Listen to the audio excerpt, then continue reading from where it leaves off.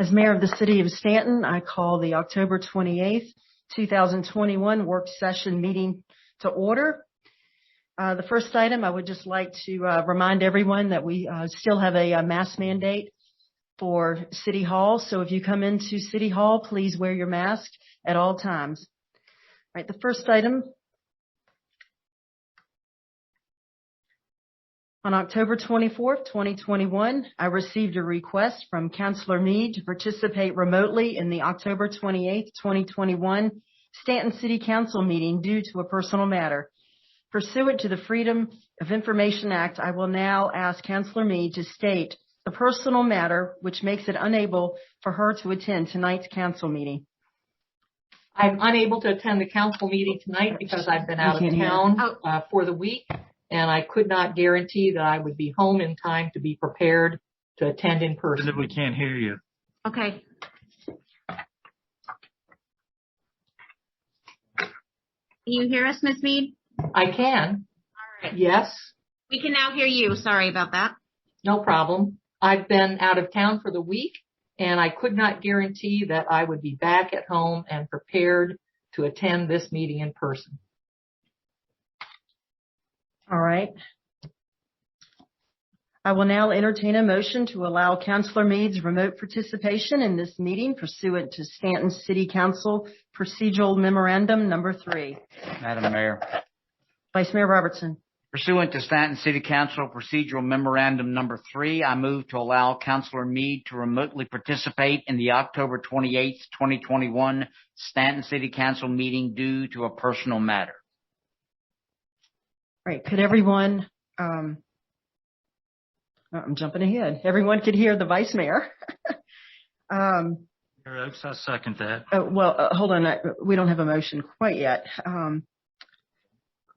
We have your motion. We have a motion on the floor by the Vice Mayor. We have a second by Councilor Holmes. Any further discussion? Hearing none. Ms. Smith, please call the roll. Mayor Oakes. Aye. Mr. Holmes. Aye. Mr. Claffey. Aye. Vice Mayor Robertson. Aye. Motion carries. All right. Councilor Meade, can you please state the remote location from which you are participating? I am at 342 Sherwood Avenue, Stanton. Right. Can everyone on council as well as in the audience hear Councilor Meade? Yes. Yes. All right. Welcome to the meeting. Thank you.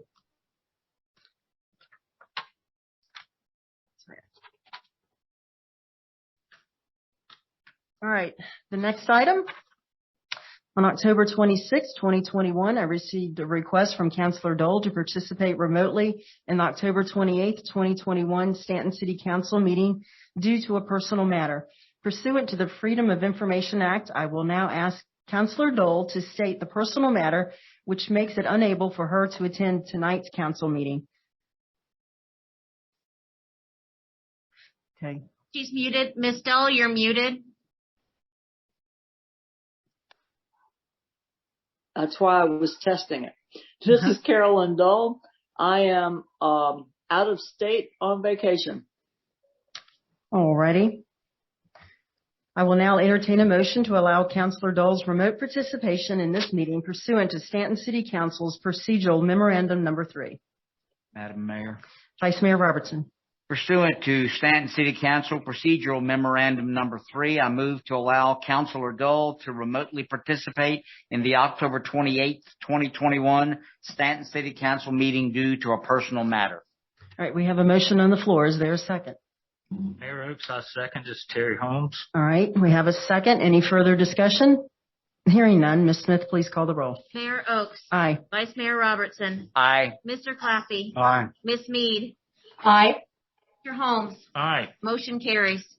All right. Councilor Dole, can you please state the remote location from which you are participating? I am happily at South Nags Head. Sounds nice. All right. Could everyone on council as well as the audience hear Councilor Dole? Yes. All right. Well, thank you and welcome. right, the next item, I'll entertain a motion for the consideration of work session and regular meeting agendas. Mayor Oaks, I'd like to add something to the agenda tonight.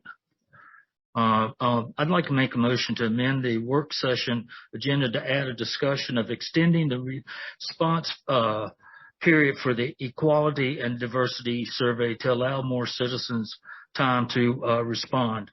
I proposed adding this to item 5 and change item 5 and 6 to 6 and 7.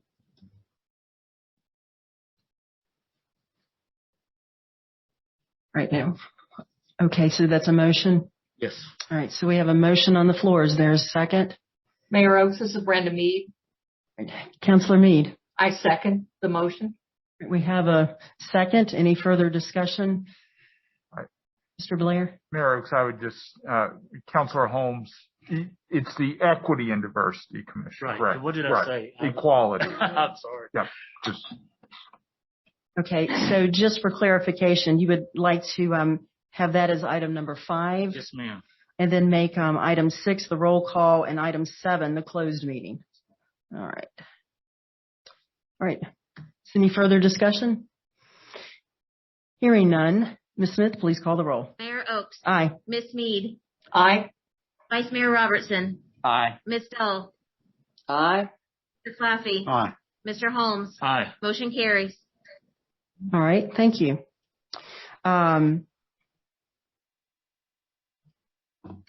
So, point of clarification, Mr. Blair, do we need to approve the remainder of it? Yes. Now that the agenda has been amended, you would need to approve the work session and regular session agendas. Okay. Madam Mayor, Vice Mayor Robertson. I move to approve the work session agenda and the regular meeting agenda with the following changes as to the work session, with the addition of item 5, a discussion on extending the time period for the Equity Commission, Equity and Equality Commission, And diversity. and diversity, and then changing items, just moving down roll call to number 6, and number 7 would be the closed meeting. And then the regular meeting will be as printed. Right. So there's a motion on the floor. Is there a second? Mayor Oaks, I second. This is Terry Holmes. All right. We have a second. Any further discussion? Hearing none. Ms. Smith, please call the roll. Miss Dull. Aye. Mr. Claffey. Aye. Mr. Holmes. Aye. Miss Mead. Aye. Vice Mayor Robertson. Aye. Mayor Oaks. Aye. Motion carries. All right. With that, we're on to item number 2. Stanton Public Library Annual Report for 2020 through 2021. Mr. Rosenberg. Thank you, Madam Mayor and members of council. Sarah Scrovis, the city's Director of Library Services, will present this item. Welcome. Thank you.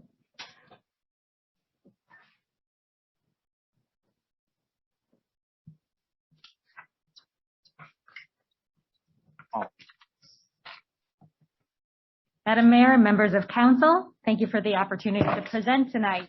I'm Sarah Scrovis, Director of Library Services, and today I'm here to share an update on Stanton Public Library's activities for fiscal year 2021, which ran from July 1st, 2020 through January 30th, 2021. I'll start by addressing the obvious major factor that's affected library operations for over a year and a half, COVID. As you are aware, we initially responded to the pandemic by shutting down completely. As a place that we fondly refer to as a community hub, where thousands of people congregate over the course of a month, it was the right but difficult decision. As you've probably heard me say before, librarianship is a career that is not about books in your collection, but about the people in your community. So I will say again that those early decisions were not made lightly. We started off fiscal year 21 in curbside only mode with a fraction of our part-time staff, all of whom were involuntarily terminated in April 2020. As the previous fiscal year's spending freeze came to an end, we were able to resume purchasing new materials and asked to restore the positions in the Technical Services Department in order to do so, along with a few other positions to help with the Talking Book Center and circulation. Throughout the summer, we remained in curbside only mode, with staff helping patrons place holds on items and running them outside for patrons to pick up. In September, we reopened the building under a grab-and-go model of service. We encouraged brief visits and spent a long time preparing the facility for social distancing requirements by removing most furniture, shutting some spaces to the public, and reducing the amount of computers available to naturally space people out. To reopen, we requested the restoration of nearly all the circulation and page positions that provide customer service and shelving assistance, and only 3 frozen positions remained in September. By the end of November, we noticed an obvious increase in local COVID cases, and after speaking with local health officials, we made the joint decision with our colleagues at Augusta County Library to revert to curbside-only service due to the concern about community spread. Around March, staff started to become eligible for vaccines, and many of us eagerly took advantage of them as soon as possible, and that gave us the confidence to start preparing to reopen the facility again. Prior to doing so, we first expanded curbside hours to take advantage of the longer daylight hours, and we were able to restore the final 3 part-time positions and have everyone in place to reopen the building in April. Our soft reopening took place April 19th, and we remained in grab-and-go service until the state mandates lifted in June. In May, we restarted family programs outside with our Youth Services Department, rotating through Gypsy Hill Park, Montgomery Hall Park, and our library lawn with story times each week. Over the summer, we started to relax some limitations of services and restore some other services, adding back furniture, reopening rooms. But unfortunately, with this past September spike in cases, we opted to revert back to grab and go again. We remain in this service mode right now for the health and safety of both our staff members and visitors. All things considered, it hasn't been a bad year for our activity, though our statistics are definitely down. Our total circulation last year was almost 133,000, compared to around 350,000 per year in pre-COVID times. However, this is still more than 5 circulations per capita if each person in Stanton checks something out. Unsurprisingly, digital materials had their biggest year ever. Nearly 37,000 ebooks, audiobooks, streamed movies, comics, and music were checked out. Our staff served over 10,000 people via curbside service alone, and almost 35,000 people still visited the library in person, despite being open on a reduced schedule and under restrictions for 6 months out of the year.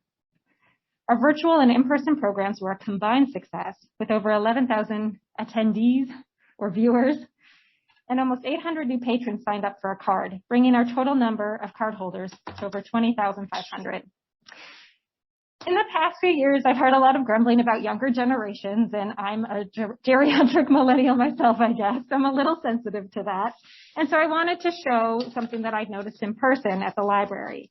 A whopping 50% of our card holders are under 40, attesting to our work with schools to get kids signed up, to our work building relationship with teens, and to millennials who enthusiastically utilize our resources.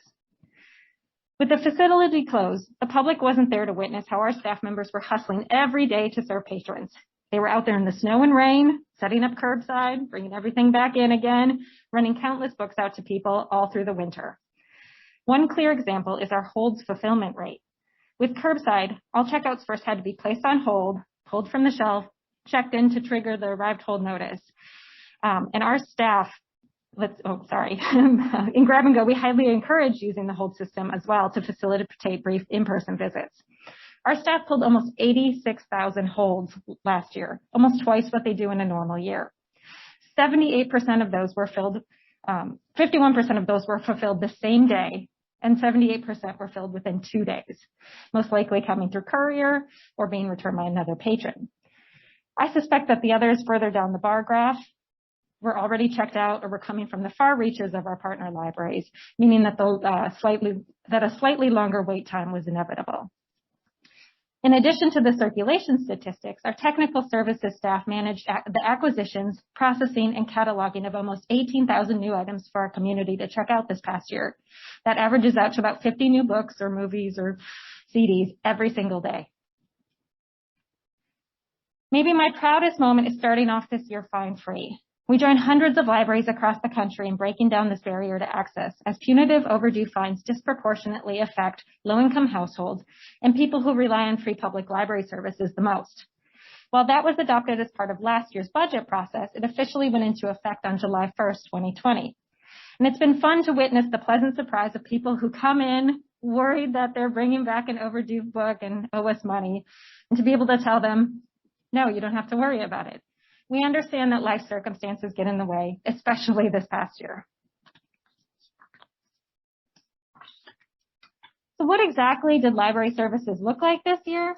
As you can tell, we had to reimagine how we operated and be flexible, adapting and changing throughout the year. We regretted having to close the facility again in December 2020, but we were prepared this time to expand our curbside offerings based on what we learned during our experience over the summer. We dropped the requirement to have an appointment. We hammered out procedures to ensure that people could still print, fax, make copies, and scan, and eventually even check out laptops with the help of a grant from CAPSA. Even the Friends, with their incredible enthusiasm and vision, found a way to do curbside collection of donations, ensuring that they would be able to hold a fall book sale and continue to fundraise to support the library. That book sale just took place in the gym earlier this month and raised almost $5,000. I'm constantly awed by their drive to give back. This community is so lucky to have a group of individuals like the Friends who step up and give their time and financial support to a public institution like the library. In temporarily trimming away some of our non-critical services, we were also really able to hone our focus on what we're known for, connecting people with books for leisure and educational reading. As such, we really dialed up our reader services this year to substitute for the lack of browsing. If you spent any time on our social media this past year, you'll have seen us enthusiastically sharing our love of books and media, suggesting titles, featuring new arrivals, sharing themed reading suggestions, all just to get books and titles in front of people in some way. We trucked out shelves and carts of books for 5 pop-up library events over the winter when the weather was nice, allowing people to browse a cross-section of all the newest titles for all ages. And we checked out hundreds of items that way.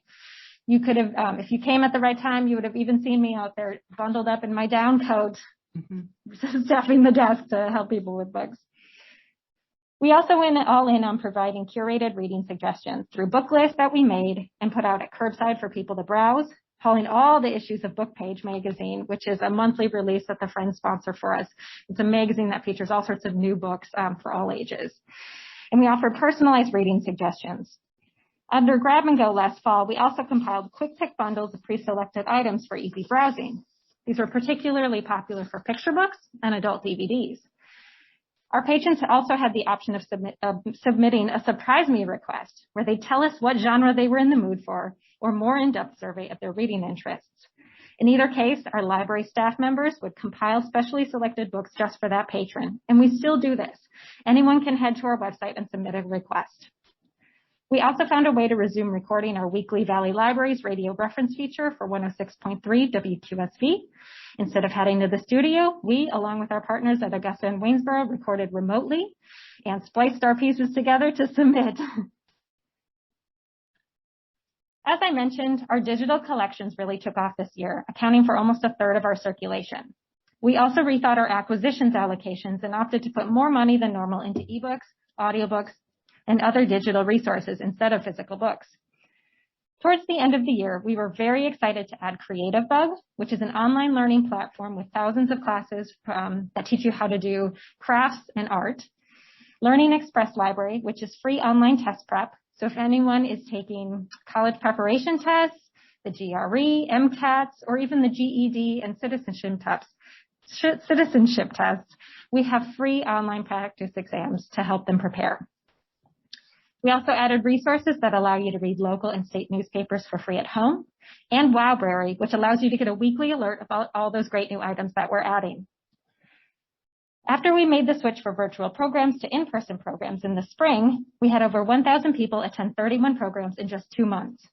We've continued them over the summer and will do so until November 12th at the latest, weather permitting, of course. From here, we're still trying to find our best path forward with virtual offerings again, as we don't plan to offer in-person indoor programs quite yet. We also intend to try some passive in-person programs that can be done on a flexible schedule rather than requiring all patrons to gather at one time. Scavenger hunts for children, take-home art, bags for maybe all ages. And one other item of note this past year was our partnership with Stanton Downtown Development Association to help collect and organize supplies after last year's August devastating floods. Our staff manned a tent outside in the heat, accepted donations of cleaning supplies, and then cataloged it all in a spreadsheet so that SCDA would know what was available to distribute to people in need.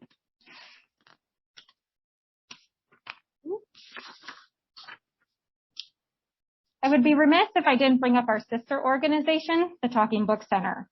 It serves not only Stanton, but Augusta, Bath, Buena Vista, Highland, Lexington, Rockbridge, and Waynesboro. The TBC lost a good portion of its fiscal year 21 funding from local municipalities, probably due to COVID and the economic downturn, but they've persevered, continuing uninterrupted service by mail for local blind and print-disabled residents. They checked out over 18,000 cartridges to 277 patrons using their new duplicate on-demand model. Because of this shift in service model that the National Library Service initiated, their circulation stats may appear to decrease in the next couple of years. However, this is a product of increased efficiency. The TBC staff can now download and burn multiple titles to one cartridge, which is then only counted as one item that they send out in the mail, despite the fact that it includes multiple books. As in past years, their patrons rate the service very highly. 100% would recommend it, and 98% say it improves their quality of life. This is something the TBC staff have heard over and over again, especially during the pandemic. And the quote that I've included on this slide really touched me, and I wanted to make sure that everyone saw it because I don't think people understand the impact of Talking Book Center has on our local disabled readers. This patron in particular said, "Before the Talking Book Center, I had no access to reading material. My life completely changed because of this service. Due to my disability, I never learned to read, and my quality of life is forever better, and I can't thank them enough." Looking forward, it's hard to predict where we go from here this year, with COVID still leaving us feeling uncertain. As we eventually come out of the pandemic, I'm personally looking forward to resuming more outreach and really getting connected with our community again. I'd like to view this as an opportunity to continue to reimagine what library services look like for our residents. We need to start working on a new strategic plan, and we will soon be looking for feedback on how we can improve and what we should aspire to.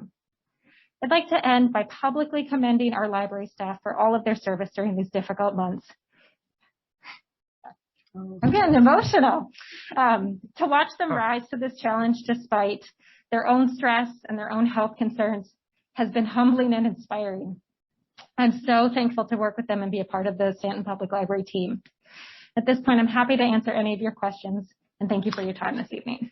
Yes, indeed. We thank everyone on council. Certainly thanks each and every volunteer and staff member. You guys have just done a phenomenal job, so thank you. Thank you. Are there any questions or comments by members of council? This is Carolyn Dole. Councilor Dole? It's your conscience speaking, Sarah. I just want to say that Sarah and her team rock. Stantonians love our library, and when they talk to people in other cities who say, "Library, who goes there?" they're like, "Oh, you haven't seen a library until you've seen ours." So I just wanted to throw that out there. Thank you, Sarah. Thank you. This is Councilor Meade. Councilor Meade. I'm just going to also add my appreciation to Sarah and the staff and the Friends of Library for showing incredible resilience under really difficult circumstances. And I was reminded as I saw the photographs of your station in the snow in front of the library of my young life in Minnesota. In that it didn't matter what the weather was. The school buses ran.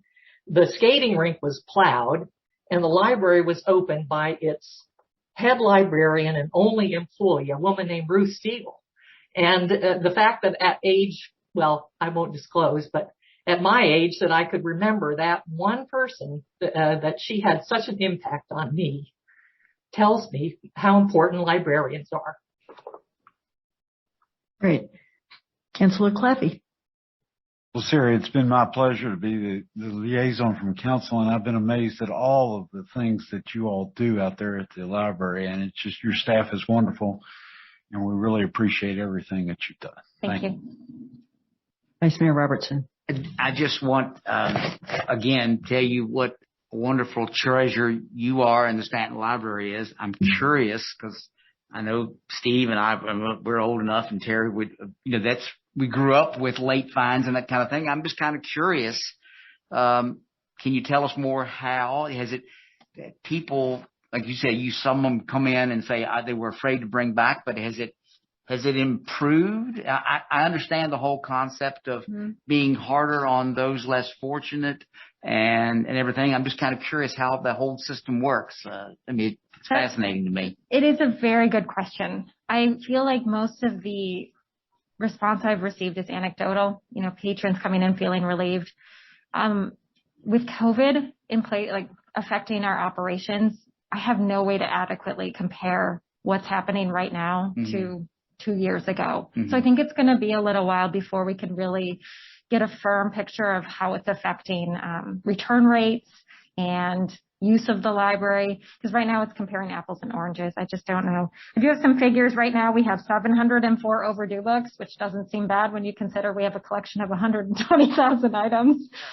Obviously, they're not all checked out.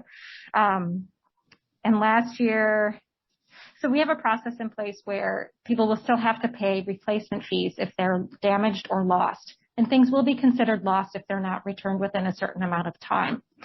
Last year, we had 403 total items, this year so far, we've had 403 total items marked lost. That compares to 799 last year. But with our service interruptions last year, it's just so hard to gauge again. That is something I want to track in the future.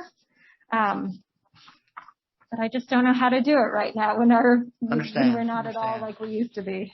Yeah. Well, again, thank you and your staff for everything that you do.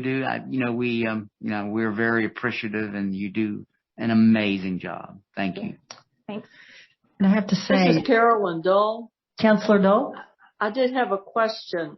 In your presentation, Sarah, you mentioned being a geriatric millennial. And I wonder if you could define that.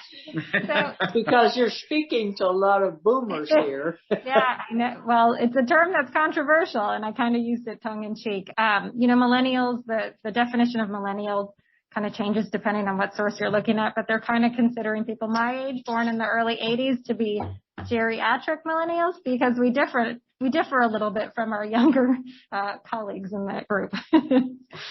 I wanted to ask you, I think it's great that you're no longer implementing the fines, but I always enjoyed the can my fine where you would bring in, canned soup, canned vegetables or whatever. So I always thought that was a great community outreach program that the library offered. We did do it last year. I didn't put that in the report. We tried to do it.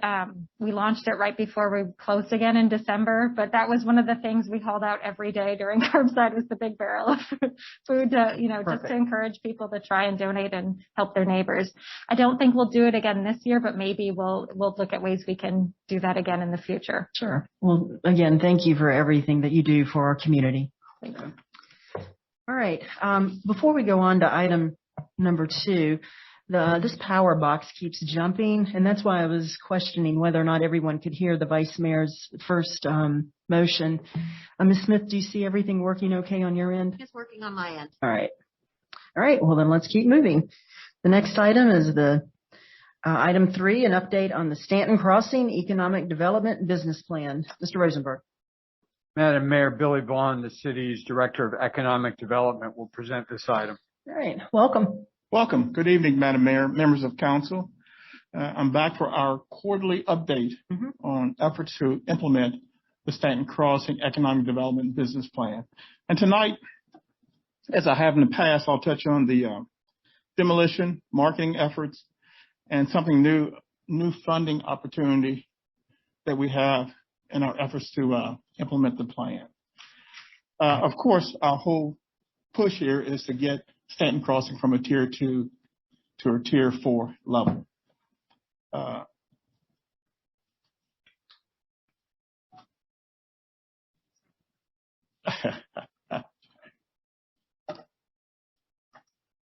Since I only have 30 minutes and I have 30 slides, I'll try to step through them as fast as I can.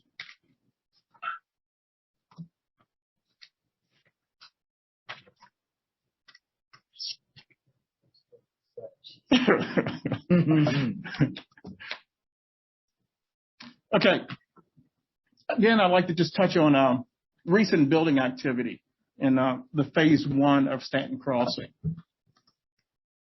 I'm sure you've heard through the grapevine or through our activity reports that Chipotle is coming. Jersey Mike, they'll be located in that building that's right in front of the hotels. That's a 3-tenant building.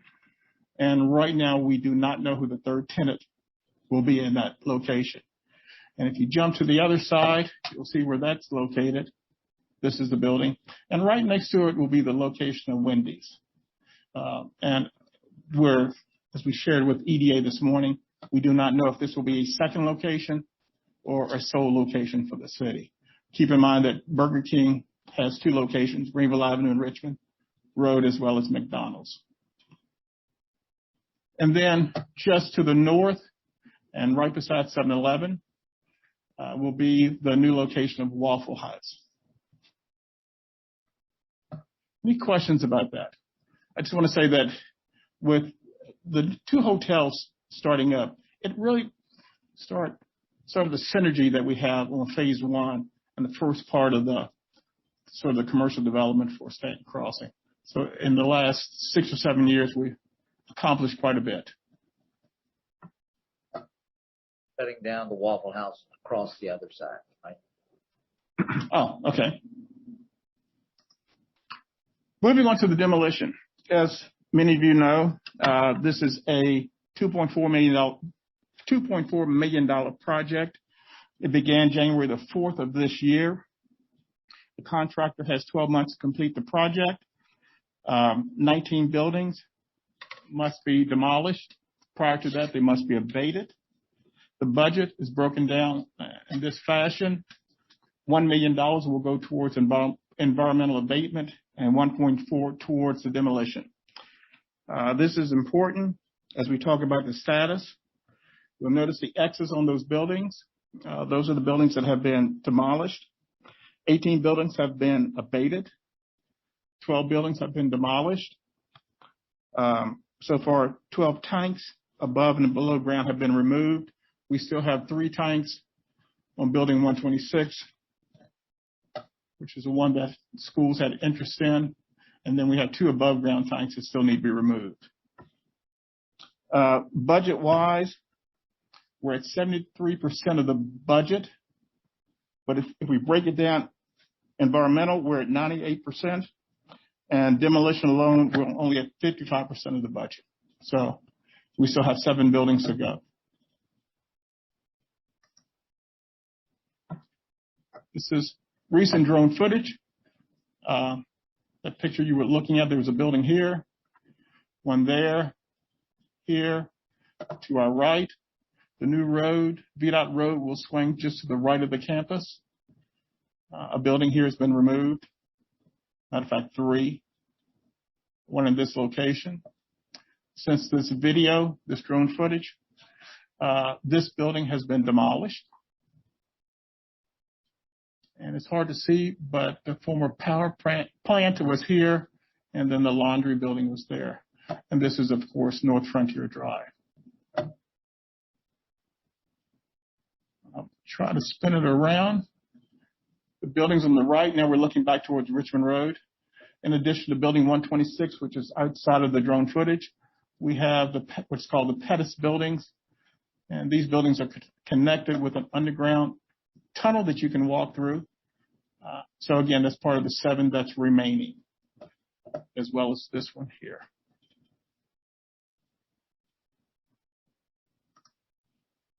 Any questions?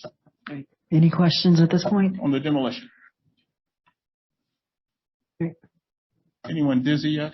Well, mention the fact that you do not anticipate that the project to be completed in the 12 months, but there are financial bonuses because of that.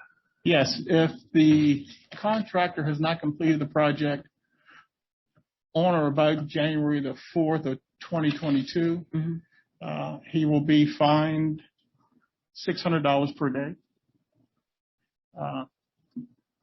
Based on past progress, and maybe another month, 2 or 3 months before he's completed the project. Past January. But maybe, John Keene said maybe April or May.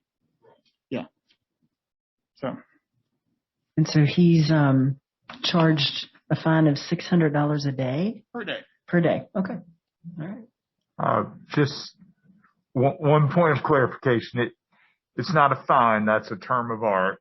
It's called liquidated damages since it's contractual, but we're not fining him, so to speak. Thank you, City Attorney John Blair. Didn't want that on the record. Okay, duly noted. Thanks, John. I believe the contractor believes it's a fine.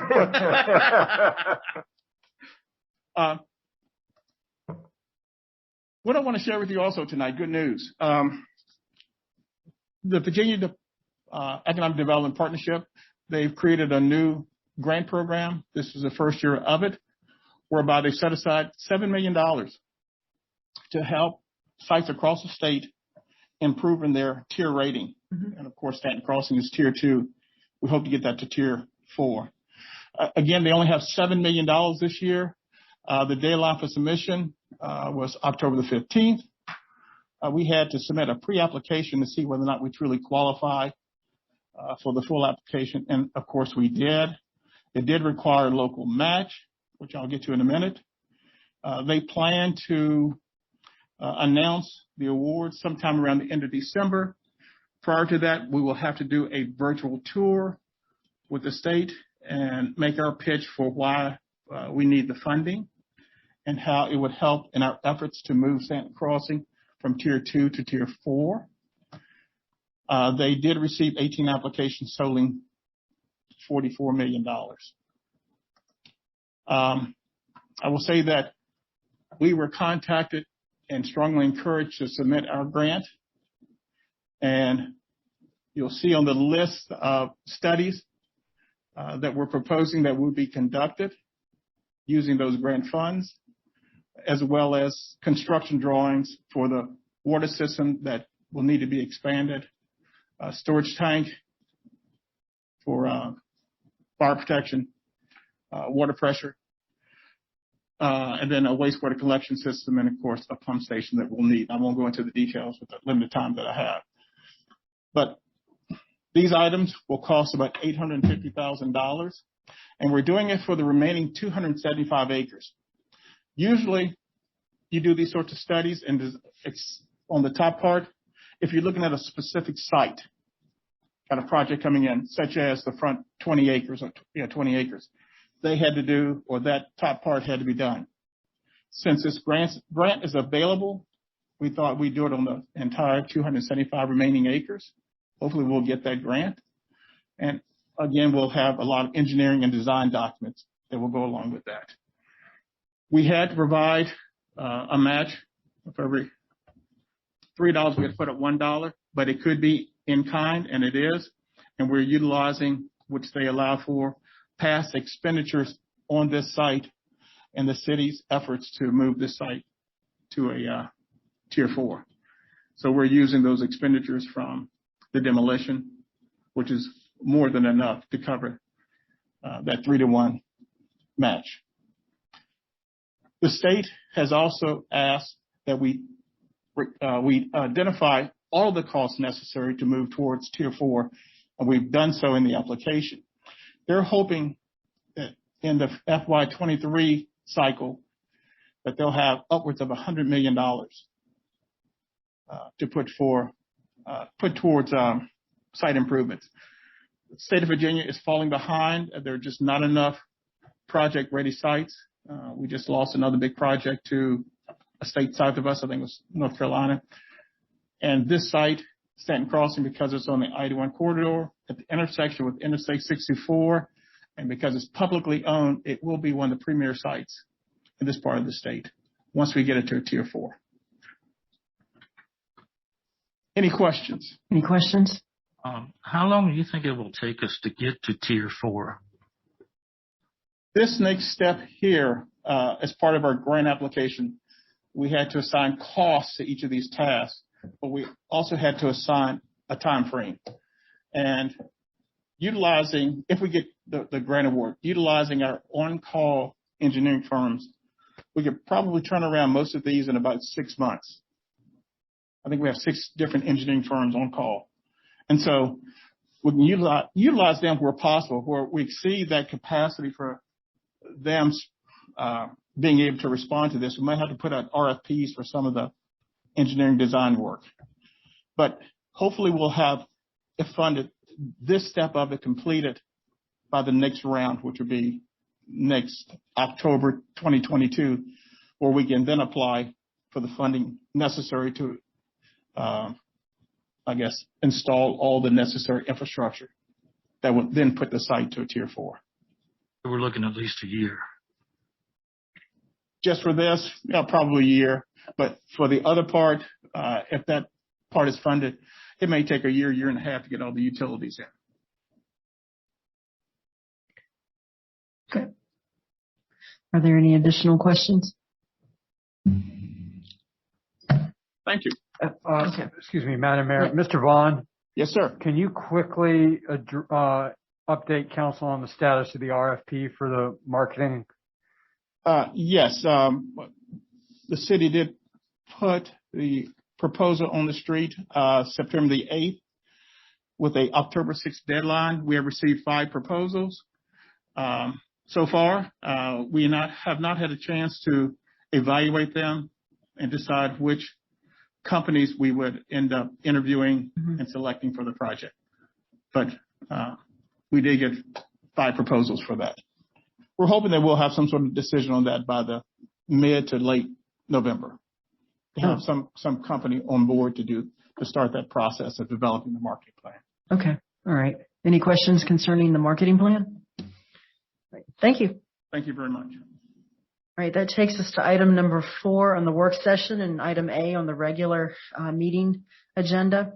Discussion of resolution to authorize amendments to the city's financing agreements with Virginia Resources Authority to refinance the 2008A and 2008B taxable general obligation bonds. Mr. Rosenberg. Madam Mayor, Phil Traer, our Chief Finance Officer, will present this item. Welcome. Thank you.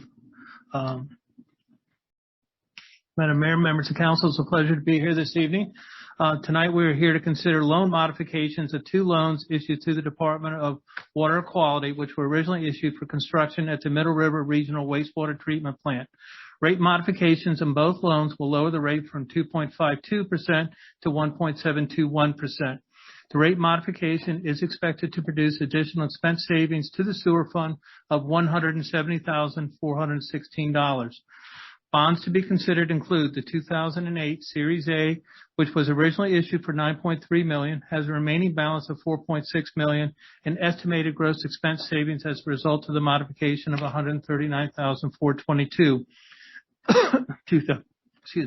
2008 Series B, which was originally issued for $2.07 million, has a remaining balance of $1.03 million, and estimated gross savings of $30,994.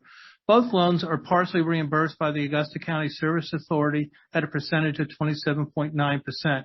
As a result of this reimbursement, our net savings are lowered by $44,546, which provides us with a final estimated savings of $125,870. All maturity dates in these bonds will remain as originally issued. Back with us this evening is Mr. Ted Cole of Davenport Finance, who will walk you through the rate adjustment process and assist with questions that you may have. Mr. Cole.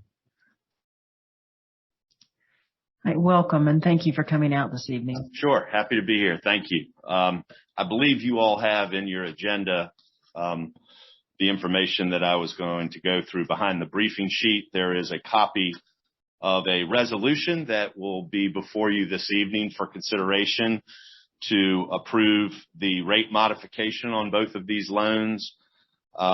If it's your desire to move forward with this, that would be the single action needed to authorize the rate modifications. The resolution was drafted by the city's bond counsel, Hunton and Williams, or formerly known as Hunton Williams, Hunton Andrew Kurth. Fairly straightforward in that regard. And behind that is a summary It's landscaped, looks like this if you all have it. Was prepared by Davenport. If you don't have it, I have hard copies. Yeah. Got it. I don't have it. No, I'll take a hard copy. This is. It's in the electronic version of the agenda package. That's the After the resolution? Resolution, Okay, yeah. I got it. I got the resolution. All right. Oh, yeah. Rate modification.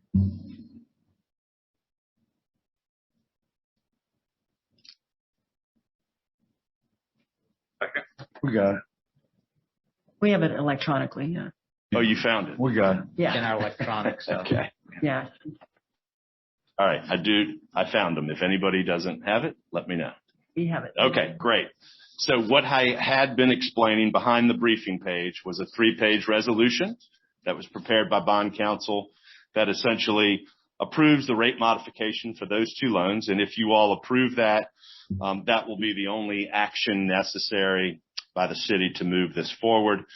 The Virginia Resources Authority sort of manages these loans for the Clean Water Group, and we have worked with the VRA to tie out on all of these numbers. If you go into the next, our presentation, the landscape page, and you go to page 1, you will see the 2 loans that we're talking about. The 2008 A's and B's, the original amount outstanding, the interest rate of a 2.52. They both pay off in 2030, and they were for the Middle River wastewater treatment plant. As Phil said, the VRA has agreed to reduce the rate from a 2.52 to a 1.721. Mm-hmm.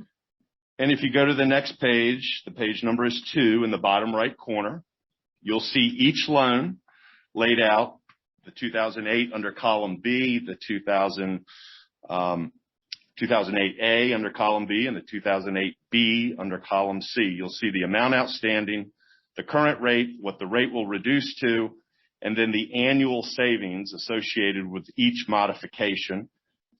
You'll see down on line 15, before any issuance costs, the 2008s are producing about $176,000. The 2008 B's about $39,000 for a grand total of $215,000. Less issuance costs, we're at $170,000. And then you all have some offset with the service authority. They'll recognize some of those savings. And I think that's how you got to about the 125 that would be net to the city. VRA has agreed to make this new rate retroactive to September 1. So if we move forward, we'll close, but the savings will be retroactive to September 1, which is what is reflected here. And you'll see on the next page, that's really the process. We submitted a non-binding request letter to VRA to modify the loan rates. They agreed. They gave us the rate, but it's subject, obviously, to you all approving it and to closing. And if you all do approve that this evening, we should be in a position to close in November. Okay. But again, the savings would be retroactive to September 1. Great. Yeah. Okay. Any questions? Any questions? So it's costing us $45,000 just to refinance it? That's correct. Still a deal. I mean. Oh yeah. Right. Without a It's a doubt. good deal. All right. Any additional questions? All right. Well, yes. Just one other update. Sure. You Absolutely. might remember a few meetings ago, we were here to approve 4 other refundings that had to be done differently than the 2 we just discussed. You all approved the resolutions to move forward with that. Those were also through the Virginia Resources Authority. They actually sold their bonds yesterday. Mm-hmm. So we have the final result, and on the net savings to the city after any issuance costs were about $509,000 on the 4 loans together, and it's a little over, on average, $39,000 in savings per year. It's not 39 every year. Some years are a little lower, some are higher, but on average, over about a 13-year period left to run, it's about $39,000 a year. How does that compare? You said that $509,000 is what it ended up being. What were we talking about? We've been tracking this since July. We had been in the $600,000 range in August and September, and then rates have sort of creeped higher. But we're still within all the parameters that were approved by City Council, and maybe not as good as it could have been in August or September, but with VRA, they have a very specific schedule of when they sell bonds, and we sort of had to float with the market until they were in the market yesterday. Okay. All right. Well, thank you. Yeah, appreciate it. Thank you. Appreciate the update. All right. With that, we're on break. We are scheduled to come back at 6:35. So everyone do everything very quickly.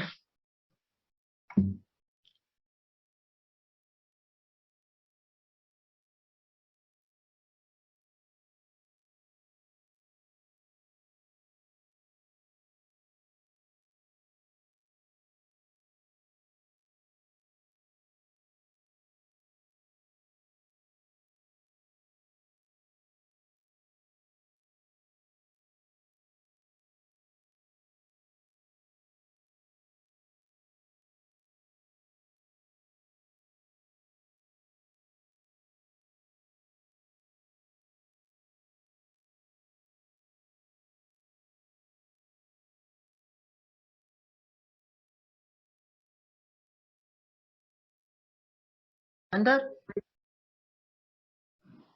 Are we ready? Yeah. Okay. I got it back going. All right. So the next item is item 5, the Equity and Diversity Commission discussion. Mr. Rosenberg.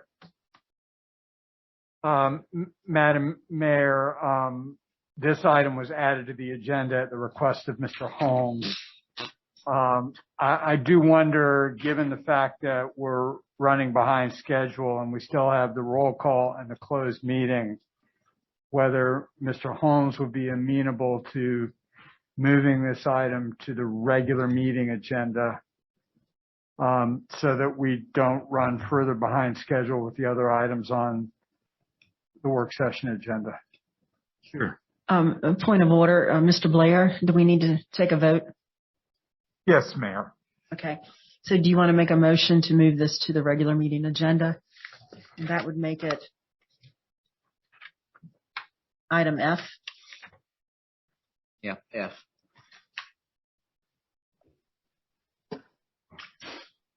Madam Mayor, Councilor Holmes. I move that we move the response period, to talk about the response period for the equity and diversity survey to item F on our regular meeting. Okay. So we have a motion on the floor. Is there a second? Madam Mayor, I'll second. Vice Mayor Robertson has second. Any further discussion? Hearing none, Ms. Smith, please call the roll. Ms. Stoll. Aye. Mayor Oakes. Aye. Vice Mayor Robertson. Aye. Ms. Mead. Aye. Mr. Holmes. Aye. Mr. Claffey. Aye. Motion carries. All right. Thank you. And thank you, Councilor Holmes. All right. So that takes us to the next item, which is now item number 5 is the roll call. I'll start with Councilor Claffey. Madam Mayor, in the roll call, the only thing I was going to ask City Manager Rosenberg, what are the parameters and guidelines for the masks in City Hall? How much longer do we intend to do this? And what guidelines are we awaiting? So Mr. Claffey, we are following a Commonwealth of Virginia workplace regulation, which requires us to require the use of masks in our facilities when the city is designated an area of substantial or high transmission of the COVID-19 virus. As of this morning, the city remains an area of high transmission. When I took action to impose the requirement in city facilities as of September 30th, I indicated at that time that I would review the matter 30 days after that action, which would be essentially over the weekend, this coming weekend. But I look at it on nearly a daily basis. We see some localities in the at the time I took the action, every locality in the Commonwealth was designated an area of high transmission. Some localities have now transitioned to be areas of substantial transmission, but even in those areas, the state requirement continues to require the use of masks in the workplace. And so I don't expect a change in the next day or two in the city's status. When a change does occur, it's likely to be a change from an area of high transmission to an area of substantial transmission.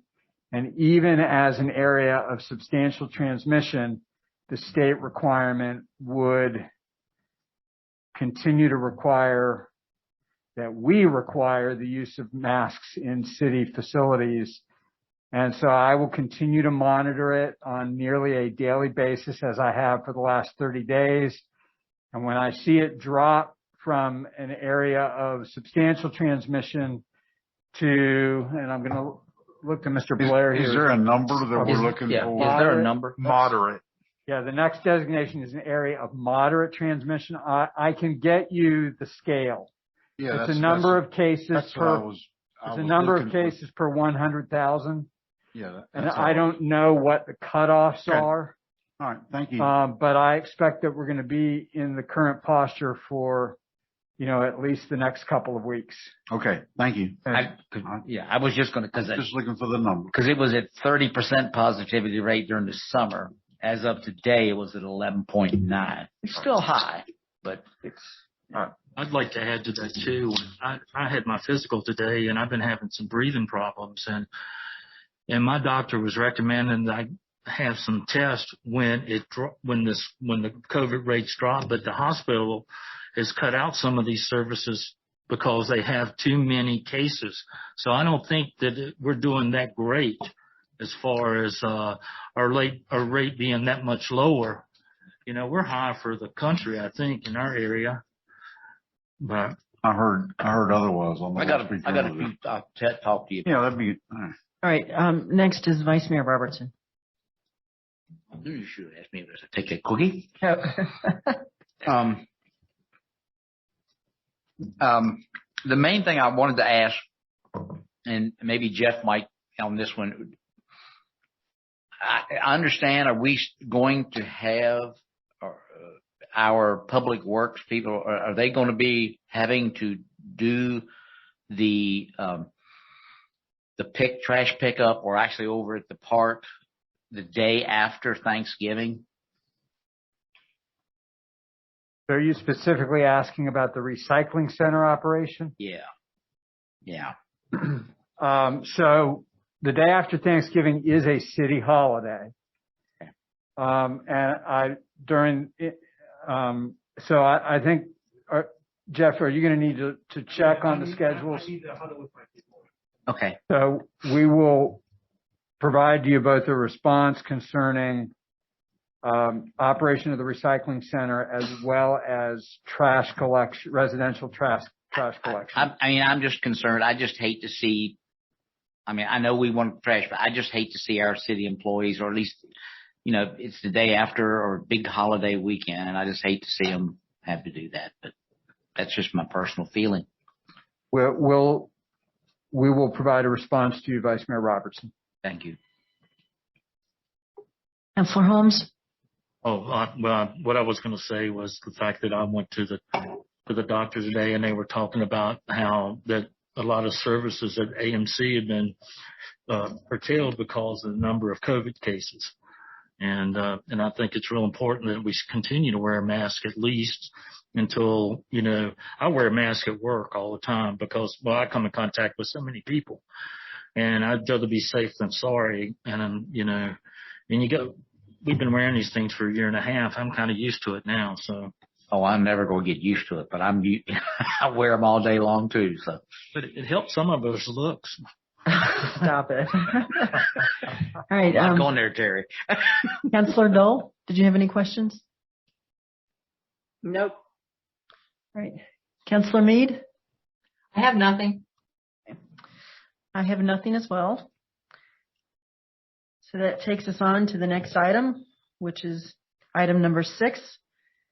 A closed meeting for consultation with legal counsel for necessary legal related advice and discussion regarding the order to show cause concerning the Stanton Juvenile and Domestic Relations District Court facilities, and 2, consultation and discussion with legal counsel requiring the provision of legal advice by such counsel pertaining to pending litigation claims involving Verizon Virginia, LLC. I'll entertain a motion to go into closed session. Mayor Oakes. Councilor Holmes. I move to enter a closed meeting for 1, consultation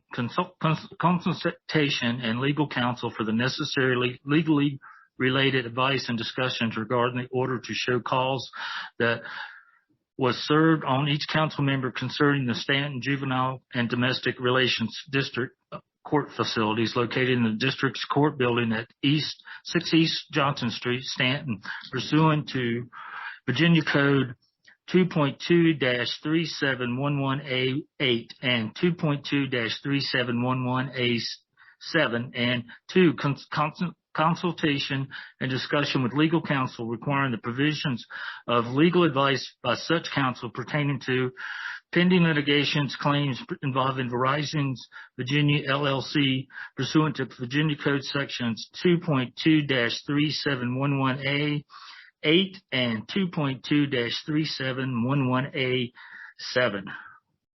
All right. Councilor Holmes, you can thank Mr. Blair for that one. We have a motion on the floor. Is there a second? Madam Mayor? Vice Mayor Robertson? I'll second. We I have got the easy part. Yeah, we have a second. Any further discussion? Ms. Smith, please call the roll. Ms. Meade. Aye. Vice Mayor Robertson. Aye. Mr. Holmes. Aye. Mr. Claffey. Aye. Ms. Dull. Aye. Mayor Oakes. Aye. Motion carries. All right, we're now in closed session.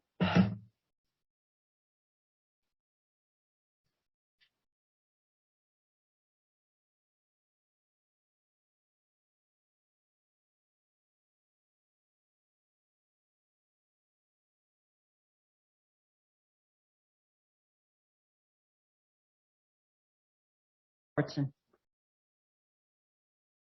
I move that council reconvene in an open meeting and certify to the best of each member's knowledge that only lawfully exempted public business matters were discussed, and that only public business matters as identified in the closed meeting motion were heard, discussed, or considered in the meeting.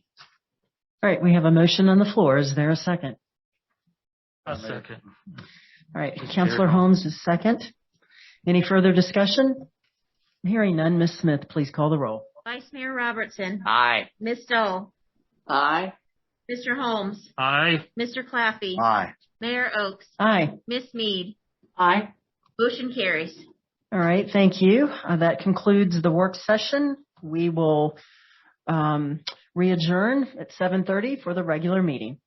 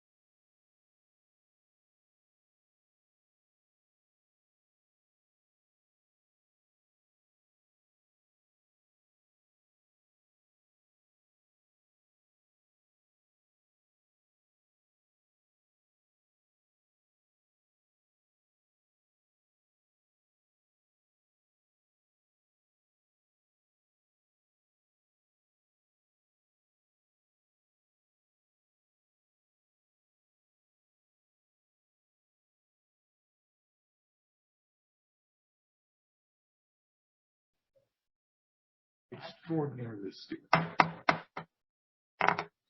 I'd like to call the regular meeting for the Stanton City Council to order at 7:30 p.m. on October 28th, 2021. It's Thursday.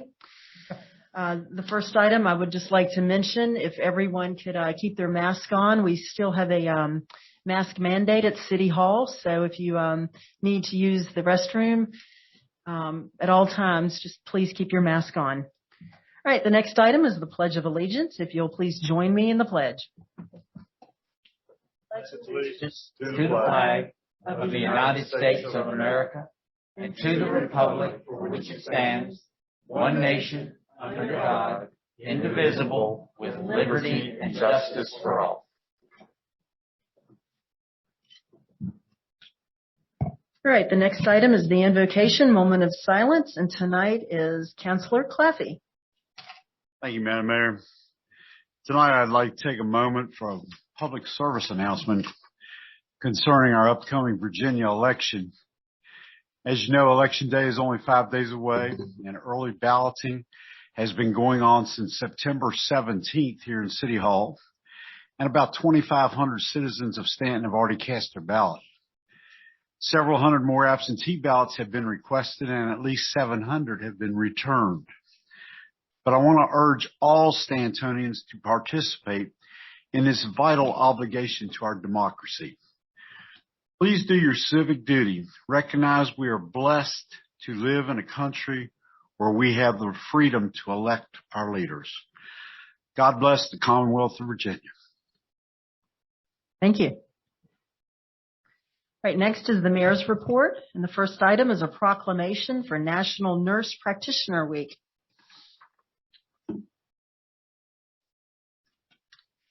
City of Stanton, Virginia, 2021 National Nurse Practitioner Week. Whereas nurse practitioners serve as trusted healthcare providers for patients in Virginia, and whereas nurse practitioners at the forefront of efforts to combat COVID-19, educating patients about prevention and ensuring the equitable distribution of vaccinations, and whereas nurse practitioners work to expand access to care in underserved communities, end health disparities, and combat systematic racism in healthcare. And whereas patients depend on the more than 325,000 licensed nurse practitioners across the United States to diagnose, manage, and treat their chronic and acute health care conditions. And whereas nurse practitioners provide high-quality primary, acute, and specialty health care services while emphasizing health promotion, disease prevention, health education, and counseling, guiding patients to make smarter health and lifestyle choices every day. And whereas the confidence that patients have in nurse practitioners' delivered health care is evidenced by the more than 1 billion visits made annually to nurse practitioners across the country. And whereas more than 5 decades of research confirms the high quality of care provided by nurse practitioners. And whereas better utilization of nurse practitioners through modernized state laws and improved policies create better health through a more accessible, efficient, cost-effective, and higher quality healthcare system. And whereas the City of Stanton is proud to recognize and honor the service of nurse practitioners in our community. Now, therefore, be it proclaimed by Stanton City Council that November 7th through the 13th, 2021 is hereby designated as National Nurse Practitioner Week in recognition of the countless contributions nurse practitioners have made over the past half century and will continue to make on behalf of the health and well-being of citizens in our community. Adopted this 28th day of October, 2021, Andrea W. Oakes, Mayor. And it's my understanding Miss Darla Topley is here with us. If you would like to come to the podium, it would be an honor to present you the proclamation.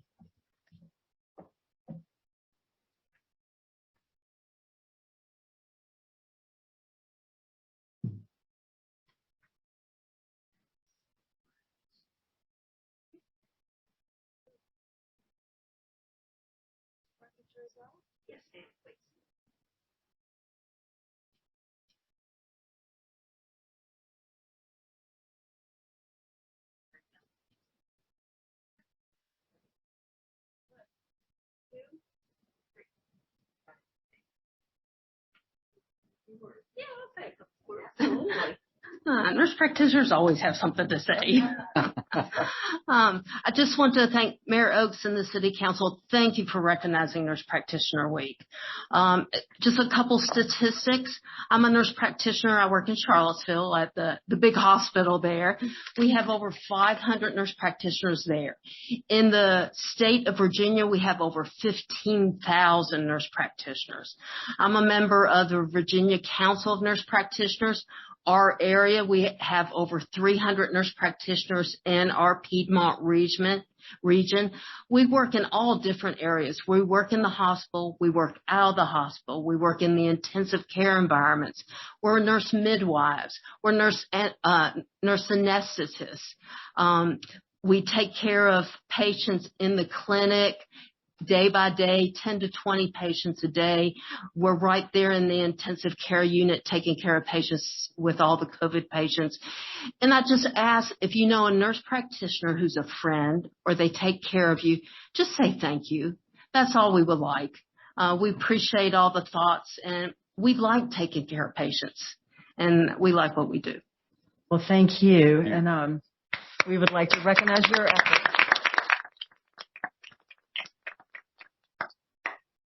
And we welcome you to stay for the rest of the meeting if you would like. Sorry, it's been a long day. I understand. I understand. All right, let's see. I also wanted to mention under the mayor's report that I had the honor to judge a cake decorating contest held at the Legacy. That was a lot of fun. I thoroughly enjoyed it. They did not allow me to sample the cakes, though, so they were teasing me. I'd also like to mention that today is National First Responders Day, and I'd like to thank all of our first responders out there. And tomorrow at 1 p.m. at Montgomery Hall Park, there will be a ribbon cutting in order to honor some of our outstanding African-American Stantonians. This is being hosted by the Stanton, Augusta County African-American Research Society. So at 1 o'clock, if you'd like to come on out to the Montgomery Hall Park and participate in this wonderful celebration, you are more than welcome. Lastly, I've received several emails and messages and phone calls asking if the city of Stanton was going to have Halloween on Sunday, October 31st. Yes, Halloween will be Sunday, October 31st. So hopefully that will clear up any misconceptions that it'll be Saturday. No, it will be October 31st on Sunday. And with that, I will move on to additional items by members of council. Madam Mayor. Councilor Claffey. The Nominations Committee met on October 11, 2021, and would like to make the following motion. To appoint Dr. Frank here to the Lewis Creek Watershed Advisory Committee to fill the unexpired term of Marcel Siassi, beginning October 1st, 2021 and ending February 28th, 2023. To appoint Anna Schoenby to the Tourism Advisory Board as the retail representative for a 3-year term to begin November 1st, 2021 and end October 31st, 2024. To appoint Chris O'Kay and Jonathan Mason to the Redevelopment and Housing Authority with 4-year terms beginning November 1st, 2021 and ending October 31st, 2025. To appoint Natasha Reinhardt to the Youth Commission for a 3-year term beginning November 1st, 2021 and ending October 31st, 2024. And to reappoint Susan Mace to the Youth Commission for a term beginning December 1st, 2021 and ending November 30th, 2024. Right, so that is in the form of a motion? Yes. All right. Since it's coming out of a committee, we do not need a second. Is there any further discussion? Hearing none. Ms. Smith, please call the roll. Mr. Holmes. Aye. Mr. Claffey. Aye. Ms. Dull. Aye. Mayor Oakes. Aye. Vice Mayor Robertson. Aye. Ms. Mead. Aye. Motion carries. All right. Thank you. Are there any additional items by members of council? Madam Mayor. Vice Mayor Robertson? I'm going just to, we were talking to Terry earlier, we kind of tout Augusta Health we had our town hall meeting today, with Mary Mannix, presiding, and, some of the things that came out of that, some good news, some bad news, but, as of this week, Augusta Health, since the beginning of the pandemic, has so far administered 95,783 COVID vaccinations. In the community, that means that and that is Stanton, Augusta, and Waynesboro. Slightly over 41,000 are considered totally vaccinated or fully vaccinated. So that was a pretty good figure. Another figure which I thought was amazing, in the Saul district, Stanton, Augusta, Waynesboro, last week, 8.9% have gotten the booster shot. Now, to put that in perspective, that was the highest booster rate in the entire state of Virginia. Now, as far as we're headed in the right direction, during the summer, we had a 30%, as they called it, positivity rate. As of this week, it is now sitting at 11.9. Still too high, but headed in the right direction. As we call it, and Terry made comment to that as well, there's a lot of things, right? Augusta Health is not able to perform some of the needed functions that need to happen because they don't, there's still too much positivity, still too many people in ICU, still too many people that are coming in and unfortunately have died. But overall, since the pandemic began, since February of 2020, 1 in 5 healthcare workers have quit. Now, this is as a nation, and this is not just in this area. This is in the nation, which is really putting a crunch on our healthcare system. And having said that, like these traveling or traveler type unions are actually going into hospitals, our hospital as well, and they're hiring doctors, nurses, pharmacists, nurse practitioners, PAs. They're hiring them to go to other areas, which is really putting a crunch on our healthcare system, our individual hospitals, which is another reason that Augusta Health can't always perform some of the, the needed functions. So just keep that in mind. And like I've done every time, if you're so inclined, do your research and please consider getting the vaccination. Like I said, if you're inclined to do that, think about yourself, think about your loved ones. Thank you. Councilor Holmes? Would really help if the 30% of the people that haven't had any vaccinations would get them, because then it would take a lot of weight off everybody else, and that's the sad point of it is all these people that are getting the booster shots are people who have already had the first 2 inoculations, and we still have a group that are refusing to get vaccinated, and as long as they refuse to get vaccinated, this stuff is going to be around.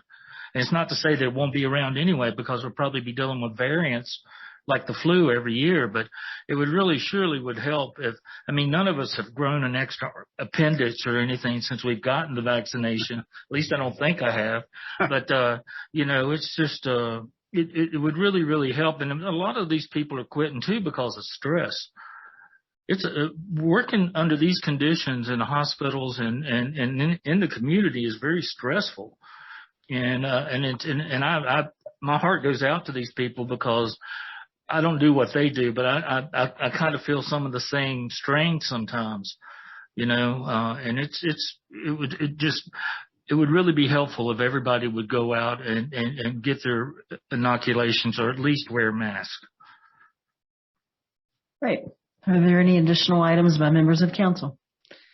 Right, hearing none, I'll entertain a motion for the approval of minutes, the work session and regular meeting of October 14th, 2021. Have that. Don't yet. Well. And Madam Mayor, I need to note that I will be abstaining due to my All right, thank you. lack of attendance.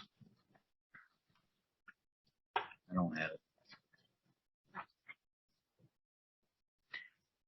Madam Mayor, Mayor Robertson. I'd like to make a motion. We approve the minutes as printed for the work session and the regular meeting of October 14th, 2021. All right, we have a motion on the floor. Is there a second? I have to do the addition of item F. Oh, that's agenda. That's Yeah, this it. is the minutes. This has already been added. Did you want a second? Second. All right. Councilor Holmes is second. Any further discussion? Hearing none, Ms. Smith, please call the roll. Vice Mayor Robertson. Aye. Mayor Oakes. Aye. Mr. Holmes. Aye. Ms. Stoll. Aye. Ms. Mead. Aye. Motion carries. All right, thank you. All right, so that puts us into the regular meeting. And the first item is item A. This was item 4 on the work session agenda and item A on the regular meeting agenda, which is a consideration of resolution to authorize amendments to the city's financing agreements with Virginia Resources Authority to refinance the 2008A and 2008B taxable general obligation bonds. Mr. Rosenberg. Madam Mayor, Phil Traer, the city's Chief Finance Officer, will present this item. Welcome back, Mr. Traeger. Thank you. It's good to be back, Madam Mayor. Members of council, it's a pleasure to be here again. Tonight, we're here to consider the loan modifications, 2 loans issued to the Department of Water Quality, which were originally issued for construction at the Middle River Regional Wastewater Treatment Plant. Rate modifications on both loans will lower the rate from 2.52% to 1.721. The rate modification is expected to produce additional expense savings to the sewer fund of $170,416. As you mentioned, 2 bonds to be considered, the 2008 Series A and the 2008 Series B. Both loans are partially reimbursed by the Augusta County Service Authority at a percentage of 27.9%. As a result of this reimbursement, our net savings are lowered by $44,546, which provides us with a final estimated savings of $125,870. All maturity dates will remain as issued. A detailed review occurred during this evening's work session, and the city manager recommends approval as presented. All right. Are there any questions for Mr. Traer? Hearing none, I'll entertain a motion. This is Carolyn Dahl. Councilor Dole. I move to adopt the proposed resolution authorizing the decrease in the interest rate on the city's taxable general obligation public improvement bonds, Series 2008A and Series 2008B, the execution of the amendments to the financing agreements between the city and Virginia Resources Authority related to the bonds, and the execution of I don't know what that word means, but it's something legal, I bet. Allonges to the bonds, all for the purpose of decreasing the cost of funds thereon. Right. We have a motion on the floor. Is there a second? A second. Councilor Holmes is second. Any further discussion? Hearing none. Ms. Smith, please call the roll. Ms. Mead. Aye. Mr. Claffey. Aye. Mr. Holmes. Aye. Ms. Stoll. Aye. Vice Mayor Robertson. Aye. Mayor Oakes. Aye. Motion carries. All right. Thank you. That takes us to the next item, which is item B, a consideration of a lease agreement between the city of Stanton and the Stanton School Board, authorizing the school board to use a city-owned vehicle. Mr. Rosenberg. Madam Mayor, City Attorney John Blair will present this item. Welcome back, Mr. Blair. Thank you. Good evening again, Mayor Oakes and Council. The city owns a 2018 Ford Transit van that's used by the Parks and Recreation Department. The school board has expressed interest in using that van when the Parks and Recreation Department is not using it. and our Parks and Recreation Department has indicated they are fine with that arrangement. However, in order for the school board to add this van to their insurance coverage, there has to be a lease agreement between the city and the school board. Before you tonight is a proposed lease agreement, which would allow if executed, would allow the school board to place this van on its insurance coverage so that if there is any accident involving the van while the school board is using it, its insurance would cover the damage. If approved tonight by council, the school board will also consider this item at a future meeting, and I'm happy to answer any questions. Are there any questions? I just have one. Do you know what percentage of time that the city actually uses this vehicle? I mean, you know, I don't know that there's a great estimate on that, but at the same time, it's not enough that Parks and Rec had any issue with allowing the school board to use this on an as-needed basis. That question was asked by Councilor Holmes. All right. Any additional questions? Councilor Claffey.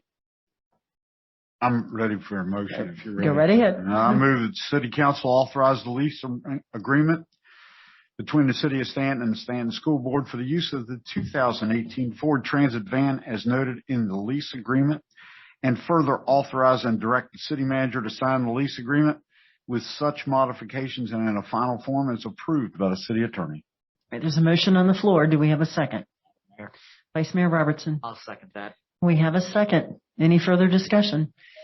Hearing none. Ms. Smith, please call the roll. Miss Mead, Aye. Mr. Claffey, Aye. Miss Dull, Aye. Mr. Holmes, Aye. Mayor Oakes, Aye. Vice Mayor Robertson. Aye. Motion carries. All right. Thank you. Thank you. Fantastic. What, no jokes?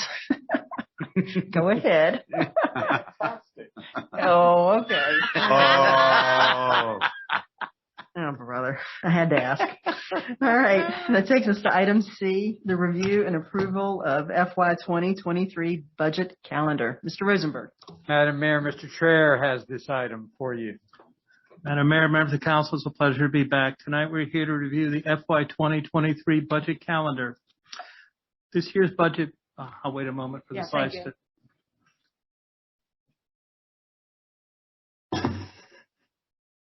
Oh, let's see. Wrong one.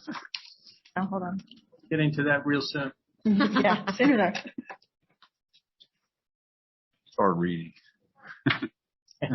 We have the paper copy. All right.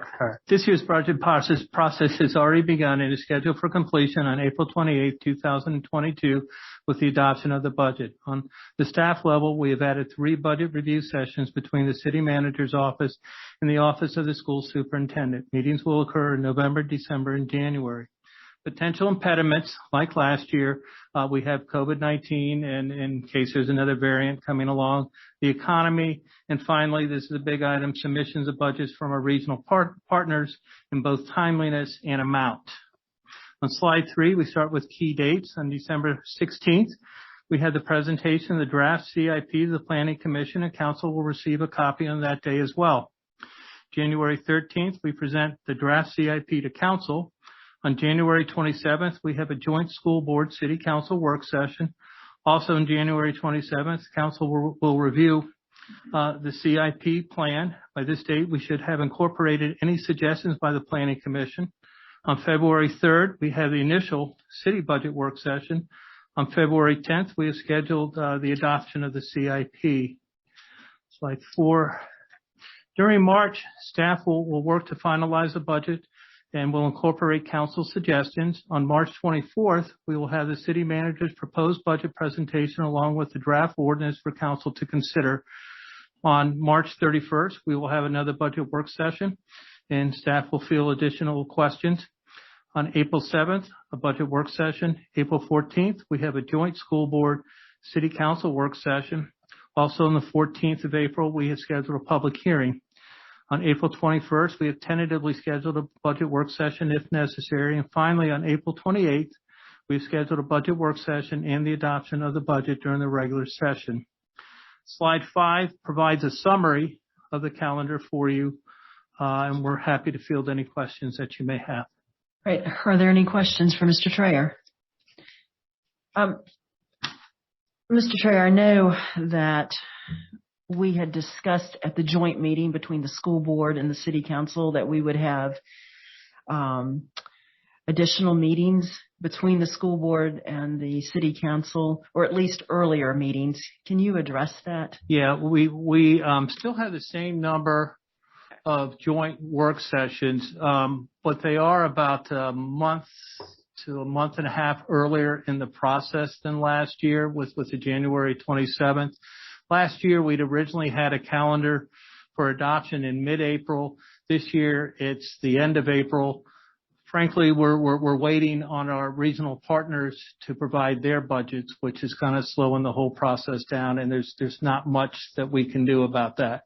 And as far as additional meetings, the city manager and the school superintendent's office have met already to discuss this scenario, and what the preference was coming forth with the schools was to have the joint staff meetings.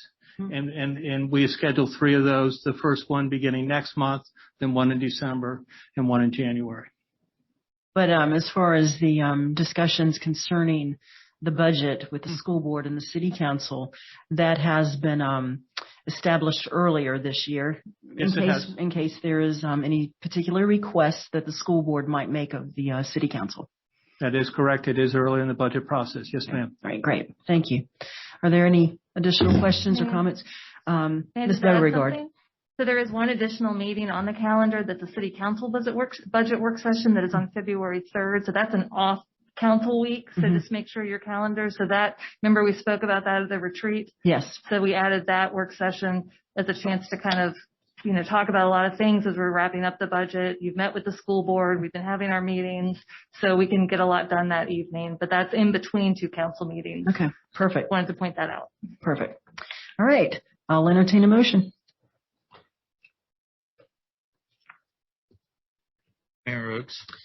Councilor Holmes.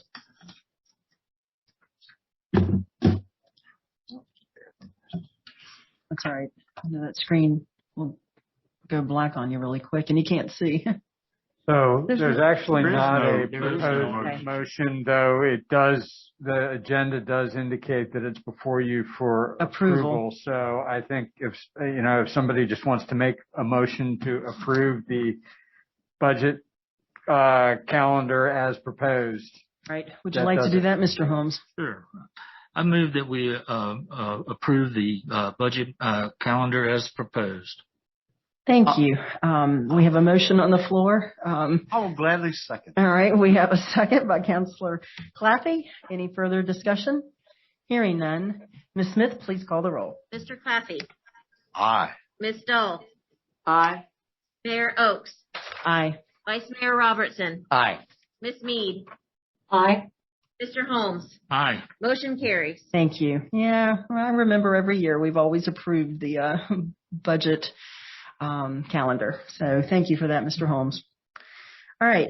The next item is item D, the discussion of American Rescue Plan Act funds. Mr. Rosenberg. This is also Mr. Trayer's. Welcome back, Mr. Trayer. Thank you. It's good to be here. Tonight we're here to provide you with an updated review of the American Recovery Plan Act, ARPA, and to introduce an expenditure framework from which to proceed. First and foremost, we need to report to Council that the ARPA program is still operating under the interim final rules by the U.S. Treasury Department. It has been for this reason that we've been hesitant to come back before Council with a spending plan. That said, there has been enough modifications to the rules since the introduction that we believe the rules are materially final. Our understanding that the Treasury is still considering procurement options as well as some modification to the loss of revenue calculation. The devil's in the details here, and small changes in language can have profound impact on this act. So we're still kind of waiting for that final, but still we can talk about this and we can get some general direction from you tonight, I believe. Slide 2, it's been 4 months since we first came before council with an outline of the ARPA plan, and we'll start with a review of the major elements. A lot of these slides you saw 4 months ago, but it has been 4 months, so we'll try to briefly do a review, and then we'll get into some new material. The city of Stanton, of course, is slotted to receive allocations of $4.8 and $8.1 million for both county and city funding, respectively. Stanton qualified for county funding as the U.S. Census counted the city of Stanton within the county of Augusta for the allocation, and because local population counts are factored into the funding equation, the dollars received under county funding ensures the city receives an appropriate allocation of the funds. On May 25th, U.S. Department of Treasury issued a notice to the city. The first half of the funding had been issued. Amounts received equal 2.4 and 4.1 for the county and city funding, respectively, a total of $6.5 million. This represents one half of our allotment. I think what we all know by now that expenditures have to be encumbered by December 31st, 2024, and spent by December 2026. Again, we're operating under the interim final rules. Given the expanded expenditure timeline, staff is recommending focus on utilizing the funds already received and to return to council after the second installment is issued to the city. The presumption here is the city needs will continue to evolve over the coming months and years, and we will be in a better position to maximize the impacts of these funds. Slide 3, 5 major categories in ARPA: support for public health and economic impacts, premium pay for essential workers, payroll expenses for public health and safety employees, replacement of local government's loss of revenue, water, sewer, and broadband infrastructure. We'll go a little bit deeper into these categories, although maybe not as deep as 4 months ago. But that said, we will certainly stop on any items that you all wish to discuss. Slide 4 begins the outline of the 15 subcategories that are considered eligible under the category of public health and economic impacts. They include prevention and mitigation of COVID-19. Item 2, COVID-19 treatment and medical services. This funding can be used to enhance healthcare capacity and provide for both near and long-term needs of COVID-19 patients. Item 3, enhanced behavior and mental health services. These expenses are targeted towards addressing behavioral health care needs exacerbated by the pandemic within the city. Covered expenses include mental health treatment, substance misuse treatment, other behavioral health services, hotlines or warm lines, crisis intervention, and services or outreach to promote access to health and social services. Item 4, support for local health and public safety workforce. Under this area, expenses for employee wages are eligible provided the employees are primarily or partially assigned to mitigate or respond to the COVID-19 emergency. Eligible payroll expenses and related benefits coincide with the level of duties assigned to the response or mitigation of the pandemic. This area requires strict documentation of specific tasks employees performed associated with mitigating the COVID-19 pandemic. Eligible employee categories include public safety, public health, healthcare, human services, and other similar employees. Item 5, improving the design and execution of health and public safety programs. Funding for this area is designed to improve programs addressing COVID-19 public health emergency through planning and analysis. Expenses include or not limited to targeted consumer outreach, improvements to data and technology infrastructure, impact evaluation, and data analysis. Item 6 addresses disparity in public health outcomes. Under this item, Treasury will presume that certain types of services are eligible to be used when it's provided in a qualified census tract or QCT and to families and populations living in a QCT. As previously reported, QCT tracts are areas where at least 50% of the households have incomes below 60% of the area median gross income or have a poverty rate of 25% or more. Expenses can also be used for other household businesses or populations disproportionately impacted by the COVID-19 pandemic. In Stanton, we have one QCT located near Montgomery Hall. This is an interest to several members of council, so we'll go in a little bit deeper. Community health workers, to help residents access health services and resources that address the social determinants of health. These are covered, as are public benefit navigators that help residents navigate and apply for federal, state, and local public benefits or services. Housing services that support healthy living environments in neighborhoods that are conducive to mental and physical wellness. Lead paint remediation. Evidence-based community violence intervention programs that will prevent violence and mitigate the increase of violence during the pandemic. Housing insecurity, lack of affordable housing or homelessness. Impacts of COVID-19 on education, including new or expanded learning services and assistance to high poverty school districts. In childhood health or welfare support, this includes child care and home visits by health professionals, parent educators, social service professionals, and services for child welfare involved family and youth. On slide 5, we continue.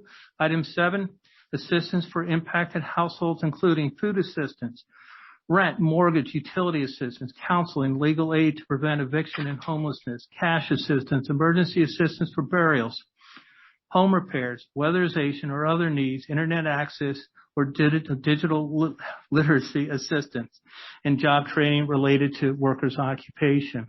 Item 8, assistance to small businesses and nonprofit, loans or grants to mitigate financial hardship to help cover decline in revenues resulted from the COVID-19 pandemic. Funds can be used to support payroll, utilities, and other operating costs.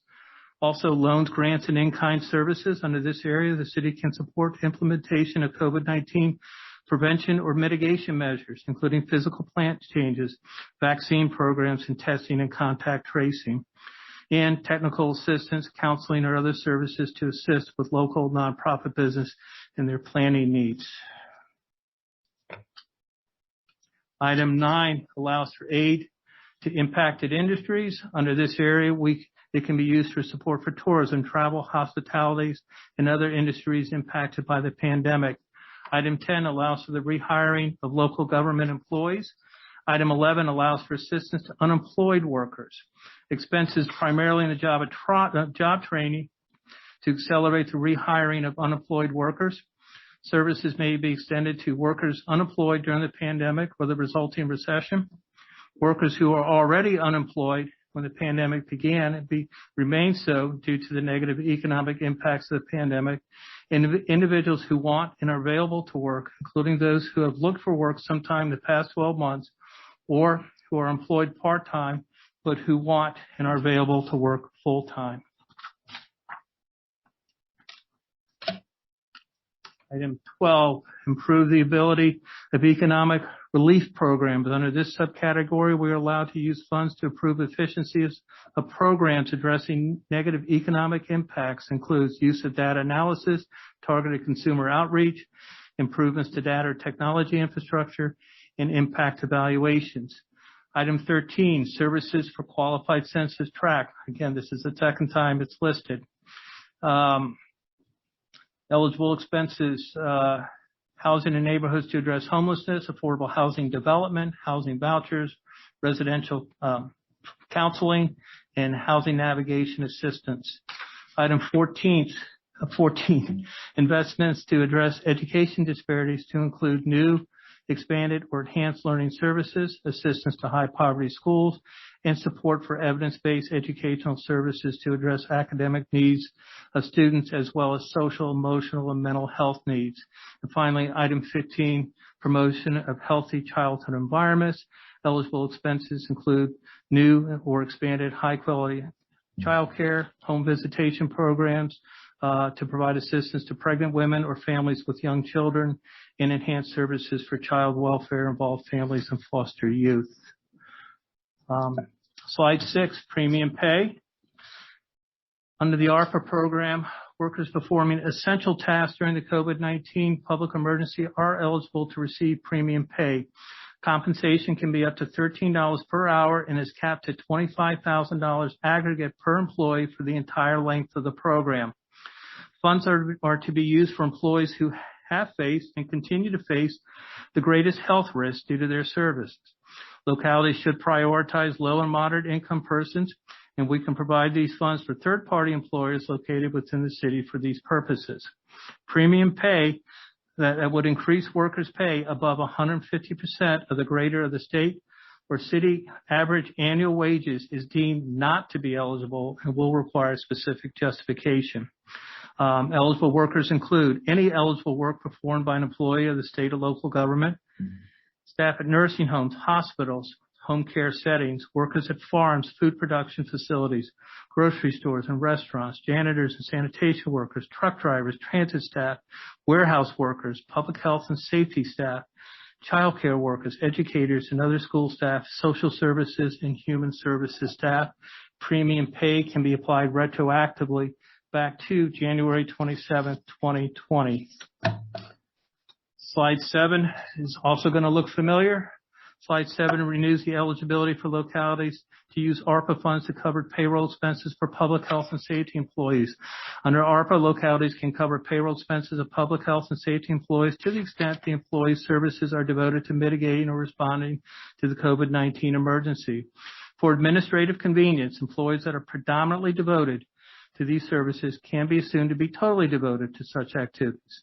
This is a different interpretation than provided by the CRF funds in FY 2021. Under CRF, localities could, out of administrative convenience, assume any public health or safety employees were 100% devoted to the response to the pandemic and its mitigation, which made such expenses eligible for reimbursement. The slide has a comparison by the National Association of Counties, and it basically outlines what I just read. Slide 8. Slide 8 addresses a loss of revenue claim category. ARPA allows for localities to recapture general revenues lost as a result of the COVID-19 pandemic. General revenues include taxes, current charges, miscellaneous general revenue, intergovernmental transfers between state and local governments, and parking. Utility revenues, federal revenues, and revenue proceeds from the issuance of debt are expressly prohibited. Loss of revenue is calculated by the formula provided by the U.S. Treasury Department. It measures actual revenue versus potential revenue. Under this formula, the greater loss of revenue percentage above the base year, or 4.1%, is to be used. Under this calculation, the city of Stanton is estimated to be able to capture over 80% of the first half of funding and calculated lost revenue for the calendar year ending 12/31/2020. One disclaimer, this calculation remains an estimate, especially given the potential rule changes by Treasury, and this estimate has not been audited. So I would throw that in. Localities are allowed to form this calculation at annual intervals, 12/31/2020, 2021, 2022, and 2023. These calculations stand on their own and are not cumulative. Generally, we have very broad latitude in the use of these funds.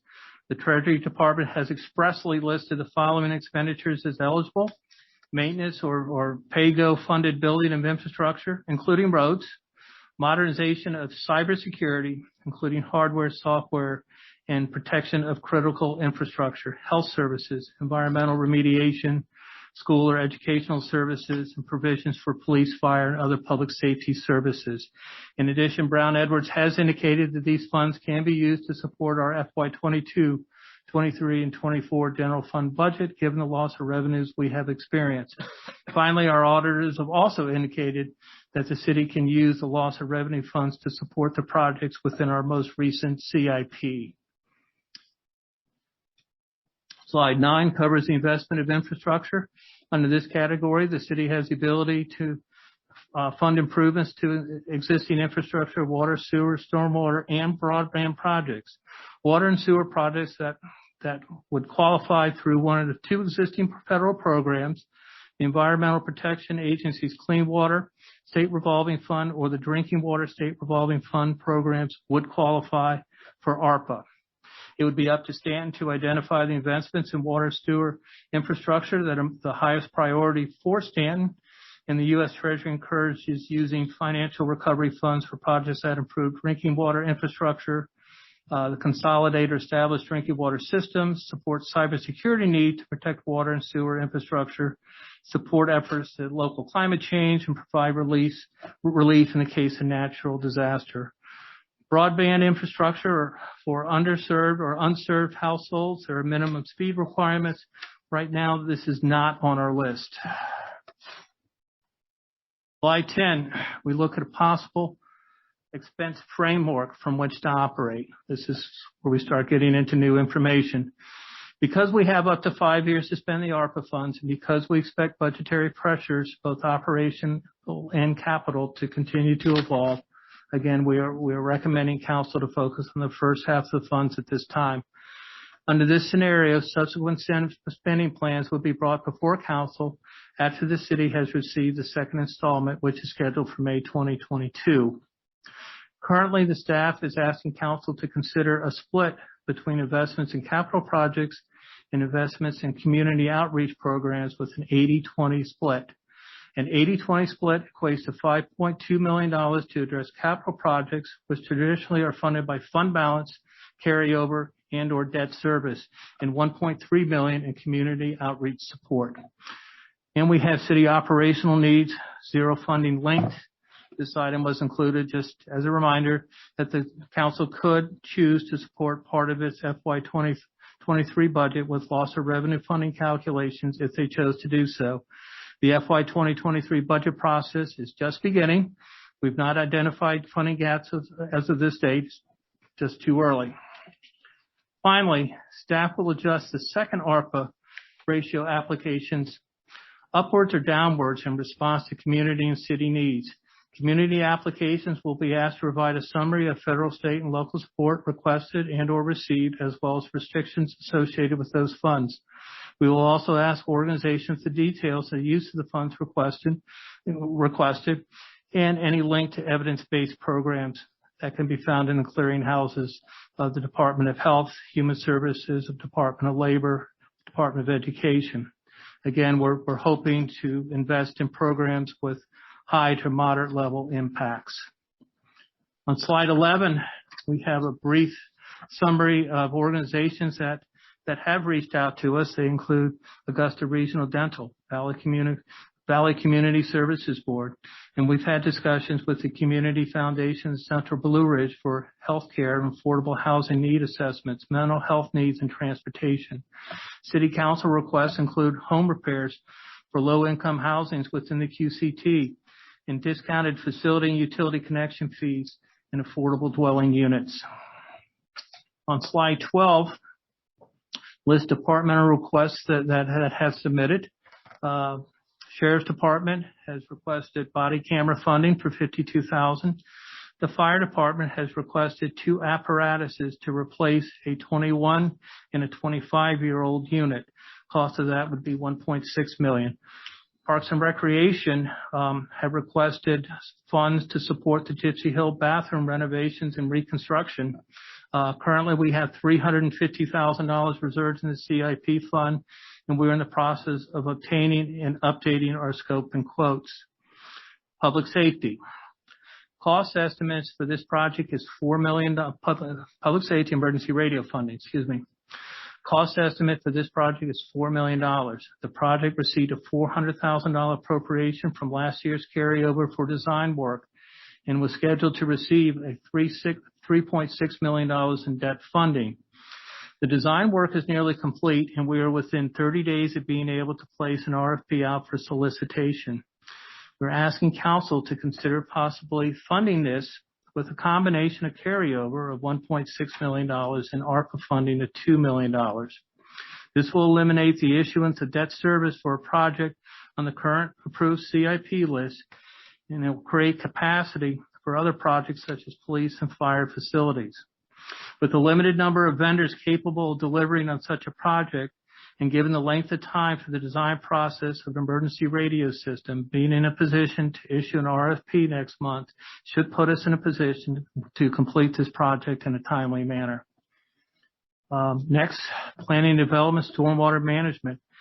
As we know, there are multiple projects at a variety of costs. Projects to consider include stream monitors and rain gauges, $40,000, flood shields for downtown businesses, $300,000, and design for tunnel work of $650,000.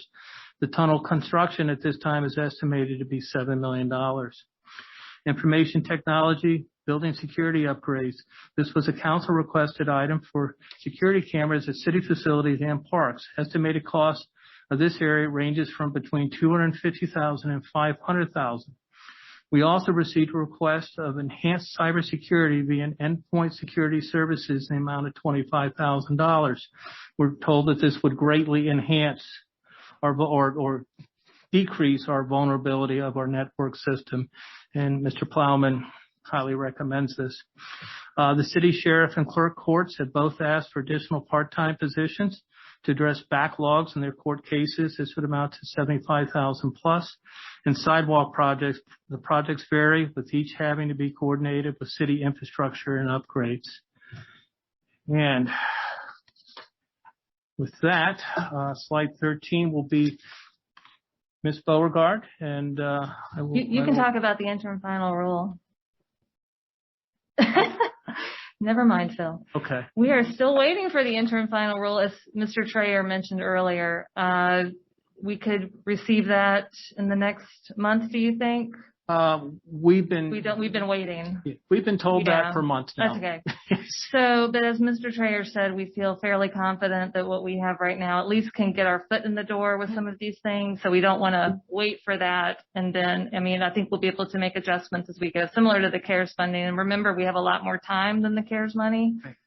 So as soon as that comes out, we'll have more direction, and hopefully it won't be much different than what we've told you tonight. So, but if something does change significantly, we'll certainly update you. The next one is the community survey and engagement. Remember, we talked to you several meetings ago about an Arpa survey that will be sent out. I do have an update on that, and if I misspeak, I'm gonna look at Ms. Bixler because she's working on this too. I don't want to misspeak, but we've been working with Polco. They have all the information that they need. The mayor looked at the postcard. There'll be a postcard that's going to be sent out to a sample of city residents soon, probably mailed next week, by the end of next week, actually. So we're looking at November 5th for those possible mailings of those postcards. We're making the final edits on those now. We will then, once those postcards are mailed, a week and a half or 2 weeks after that, we'll start public outreach, which means the survey will open to everyone. So we not only have the sample, but we'll open up the survey to everyone and do a huge public outreach at that point. The data collection will be for 6 weeks. If we see that we're not receiving the response that is desirable, we could extend that. So we'll report back to you certainly on how the response is going, which probably we could do at the December meeting, given this timeline. The survey results will be we will receive the survey results 2 weeks after data collection ends. And then 6 months after that, we'll do a follow-up survey in May or June. So we'll get through the budget process, and then we'll have a second follow-up survey following that to kind of think about the second tranche of ARPA money. So that'll be good timing for that. So based on that timeline, the data collection should be finished around December 17th. She's nodding her head. So we should certainly have results to share with you in January. And certainly as we enter the budget discussions in January, February. So that's all great news.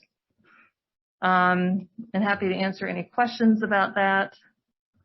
But moving on, we are also validating and assessing requests, working with the Community Foundation. I've also had a discussion with the Regional Dental Clinic and the Valley Community Services Board. So we're going through those requests right now. And of course, would like to seek any feedback you all have tonight as well about any of those, which is the last bullet, seeking input from City Council. That's it, questions and feedback. So Mr. Trayer and I are happy to answer any questions you have or gather any feedback. All right. Brenda Mead. Councilor Claffey. Let Brenda go. Right. Go ahead, Councilor Mead. Thanks. I have several questions.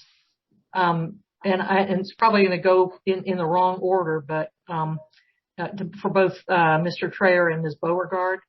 So this sample of city residents that are getting postcards, how is that sample being determined? They are geocoding the addresses, so they will only go to city residential addresses. So Ms. Bixler has been working with Polco to manage that, and they're finishing that up right now. So it's a random? Yes, ma'am. It's random. Okay. Yes, ma'am. And you say the survey period is 6 weeks, and this is after we've sent postcards out to city residents. So the survey period will start around November 1st. Is that correct? So the postcards will be mailed around Friday, November 5th. Data collection is approximately 6 weeks, and we can extend the time frame if we want to, depending on the responses. So that'll last through December 17th, and that's the plan right now as it stands. Okay. Going back to the use of the city estimated city revenue loss due to the pandemic, you responded to a question that I had that upwards of 80% of the first half of the funds are estimated to be eligible for covering revenue loss. And, Yes, so I calculate that to be about, what, 4.85 million, something like that? Yes, ma'am, that's correct. And so that money we could then allocate to any operating revenue losses that were incurred as a result of the pandemic. And we would have complete discretion? That would give us a great deal of discretion. That would provide us with budgetary capacity, which we could utilize pretty much as we see fit. And so that addresses the past revenue gap, not the future revenue gap, because I think you mentioned that for the second tranche, we might look at projected revenue gaps based on the pandemic for the 2023 fiscal year. Yeah. We'll be in a position to perform our next calculation once all the revenues have been posted for December 2021. The calculation, the base year is on a fiscal year, and the calculations are based on calendar years. Got it. So that's me why, but yeah. And each calculation stands on its own. So we could possibly have a similar result in 2021 and roll out the balance in 2022. But I don't know what these rule changes are coming. I did hear specifically that procurement and the loss of revenue calculation was still being considered, some adjustments to. So let's keep our fingers crossed. But I think most people that I talk to are very excited about the loss of revenue opportunities. Yeah, it seems like almost a blank slate, fill in the blank sort of opportunity. Yes. So I recently sat in on a presentation by the Virginia Department of Housing and Community Development, which is an organization, a state organization that doesn't actually receive state funding for this project, but they work with localities who want to develop funding for low-income housing and funding for providing closing costs, interest rate buy downs, and down payments, assistance with down payments. And you mentioned housing vouchers, but it seems like in a qualified census tract, we might think about allocating some portion of these funds to work with the Housing and Community Development Department to set aside some of these funds that they would then administer, because they have the infrastructure to do that. Yeah, we certainly have broad latitude in QCTs, without a doubt. They put that repeatedly in their guidance. Another area that comes to mind is Uniontown, which is an area of Stanton that has suffered because of the failure of their septic systems and inability of owners to maintain residents in that area because their septic systems have failed. Is that I know that's not in the qualified census tract, but because it falls under the category of water and sewer, would that be an area that we would consider? I believe that is something that would qualify. Just like we did with the CRF funds, once we have a final determination, we will work on a path, and we will validate and run everything past our auditors, just like we did with the original tranche of funds that we received. But based on the way I read the guidance, I think Uniontown would be something that we could utilize if council chose to. Thanks. And I read a presentation from the Virginia Hospitality and Tourism Association related to the losses experienced by hospitality and tourism, restaurants, hotels, tourist attractions, that sort of thing. And because tourism is such a key component of our revenue, and the taxes related to tourism are such a key component, is there any consideration being given to providing some relief to hotels, restaurants, and tourist attractions? I know the American Shakespeare Center is dark at this time. There are a lot of reasons for that, but there are uncertainties as to whether that tourist attraction is going to continue to operate in Stanton.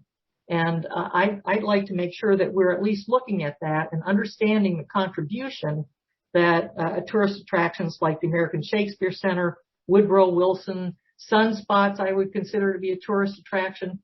I'd like to make sure that we're giving some consideration to using these funds to help support those industries that have been so impacted by COVID and by the pandemic. Council can choose to use those funds in that way. We would just have to make sure we're within compliance with the regulations. Also, I know that the Tourism Department is in the process of applying for a separate grant to help market the hospitality industry within the city of Stanton. They should probably know the amount of the award within the next 30 to 60 days, we think.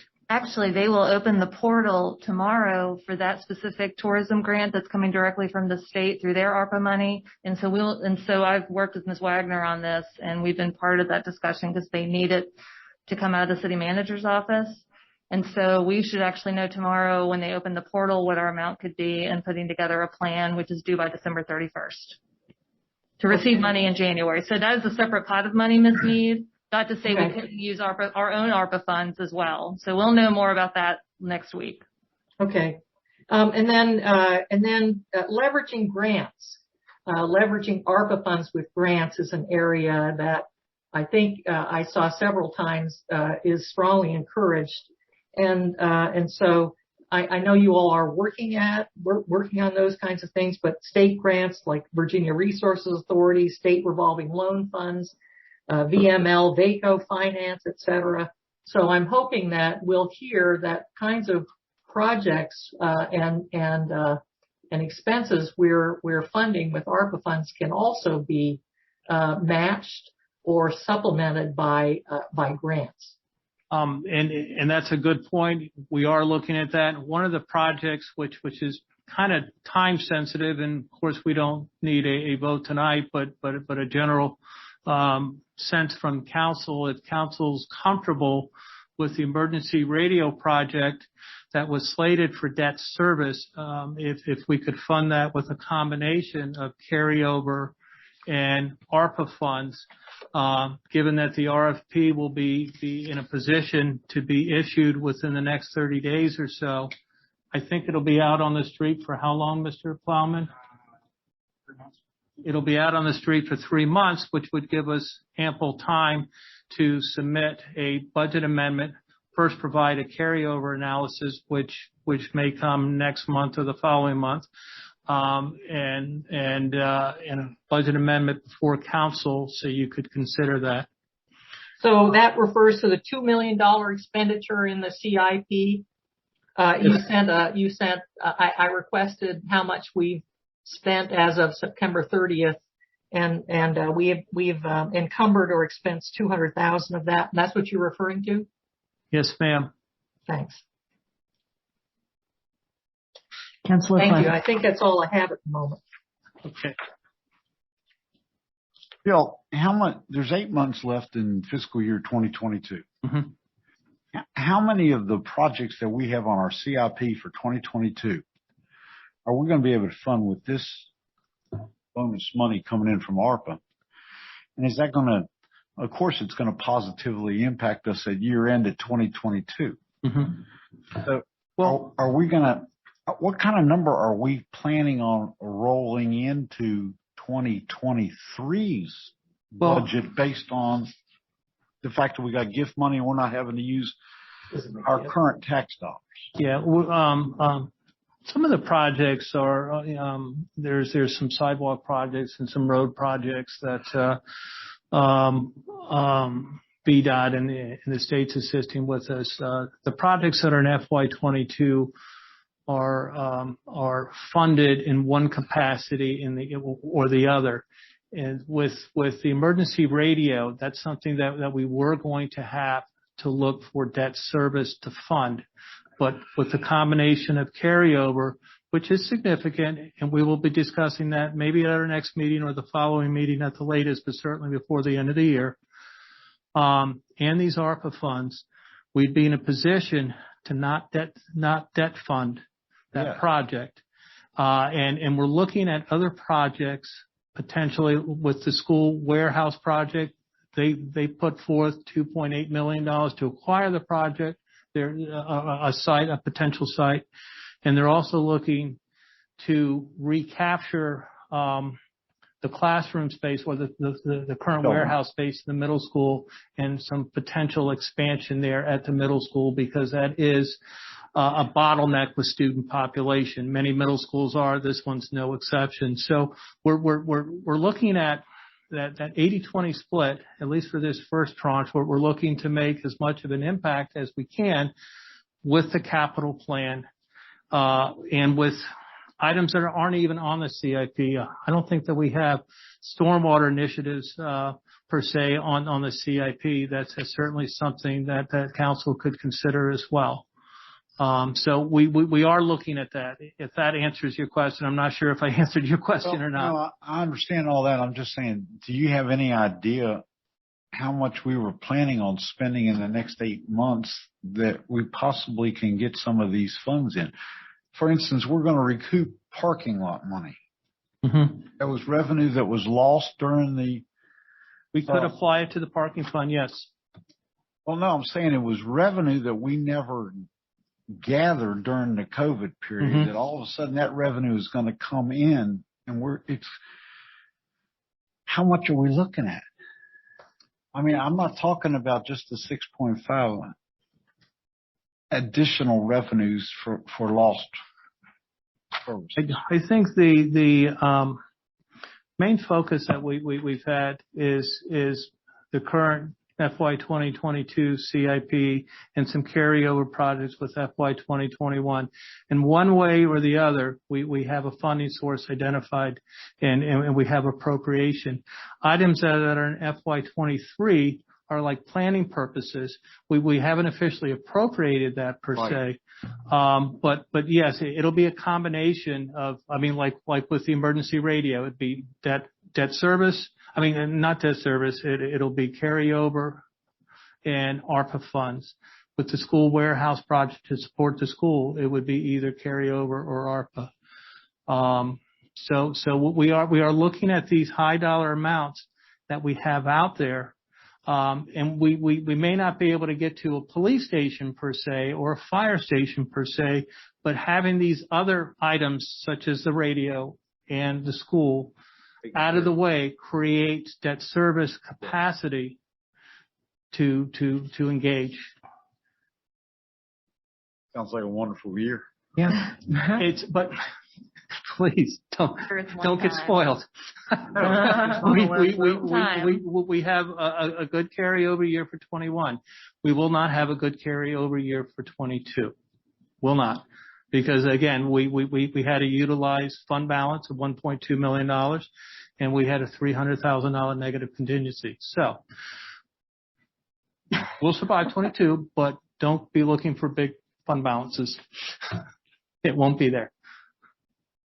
Thank you. You're welcome. Are there any additional questions?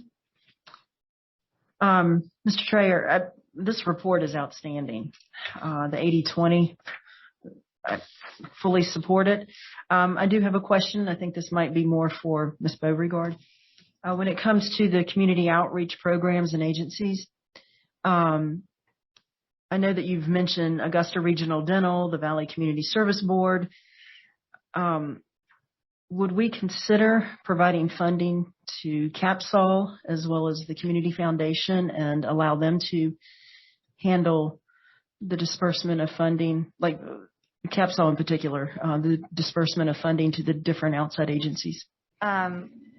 We could certainly consider that. And actually, I just remembered one reason we did not do that with CARES. Remember, we had talked about, it was the Community Foundation that provided our process, and we shifted funds over to them for the nonprofits. It was because Capsol's fiscal agent is Waynesboro, the city of Waynesboro, and so we kind of were on the fence about that, about putting, because we'd have to give it to the city of Waynesboro.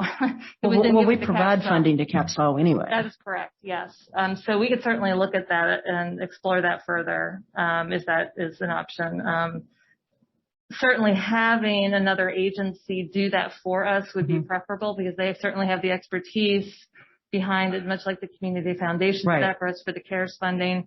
So I would be happy to have somebody else do it. Let's just explore the logistics of that a little bit more. But I definitely think that would be definitely preferable to having internally staffed do it, which we just don't have the capacity, I don't believe, or the expertise in many of those human services areas, for instance. So yes, and certainly that's on the list. Yes, ma'am. Well, thank you. Thank you, Mr. Trayer. You're welcome. Thank you, sir. And thank you, Ms. Beauregard. Thank you. All right. The next item is item E, an update on the Centralized Recycling Center pilot program. Mr. Rosenberg. Madam Mayor, Jeff Johnston, our Public Works Director, will present this item.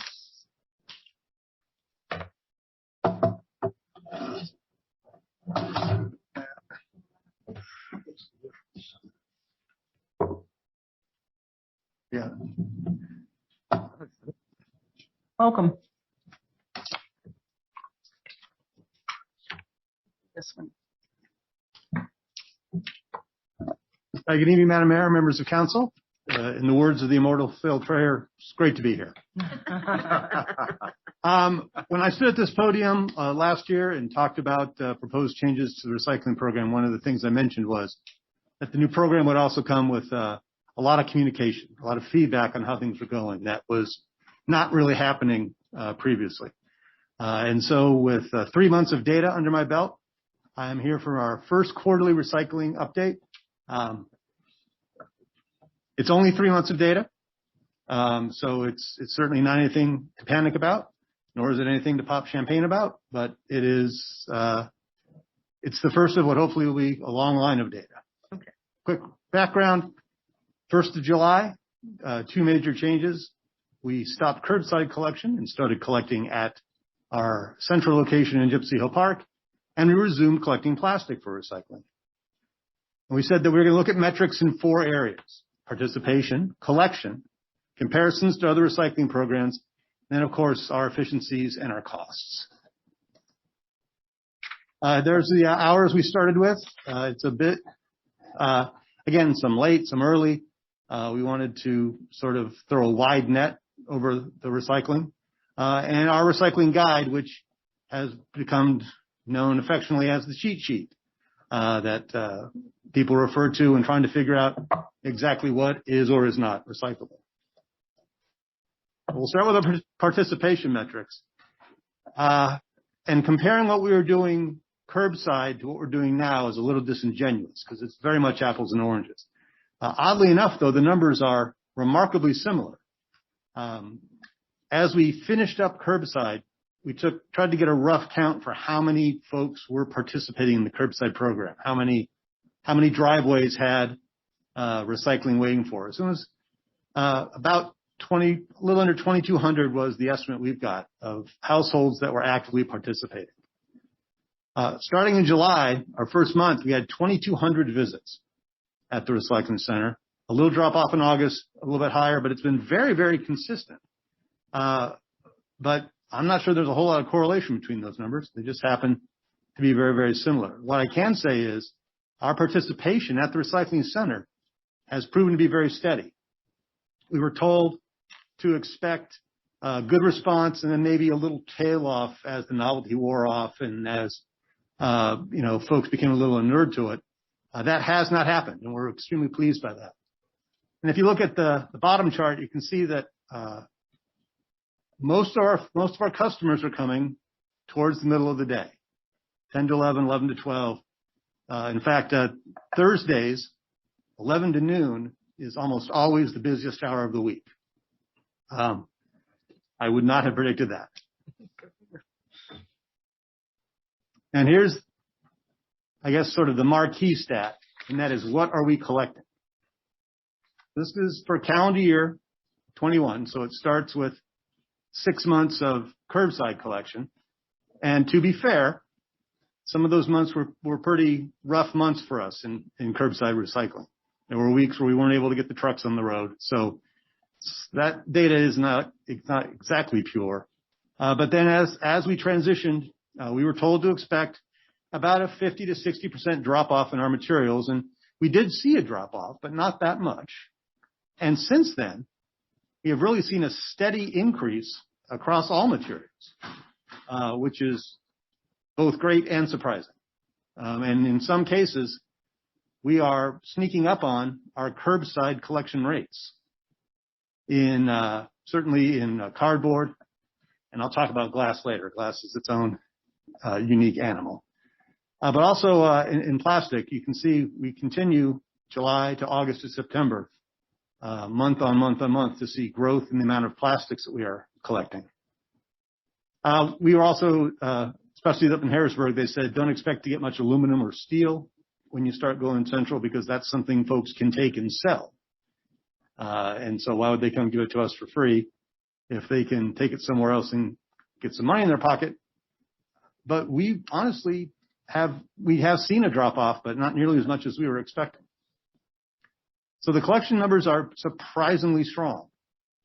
The glass number, we don't weigh the glass as it's collected. We weigh it as it goes to the landfill. So we took a load out right on the end of August. So there's an extra dump in August and one less in September, which is why those numbers are a little skewed. I think that will flatten out over time. And there's a comparison to our friends up in Harrisonburg. Now, Harrisonburg's program is much more developed than we are. They've been doing this for about 3 years now. But kind of going commodity by commodity, we are this is on a per capita basis. We are out collecting them on paper. That's largely because they use a different paper vendor than we do that has much stricter rules on what can be recycled. So they're a little bit pickier, so they're not getting quite as much paper as we are. They are outpacing us in cardboard because their paper vendor also provides satellite collection points throughout downtown Harrisonburg for businesses to turn in cardboard.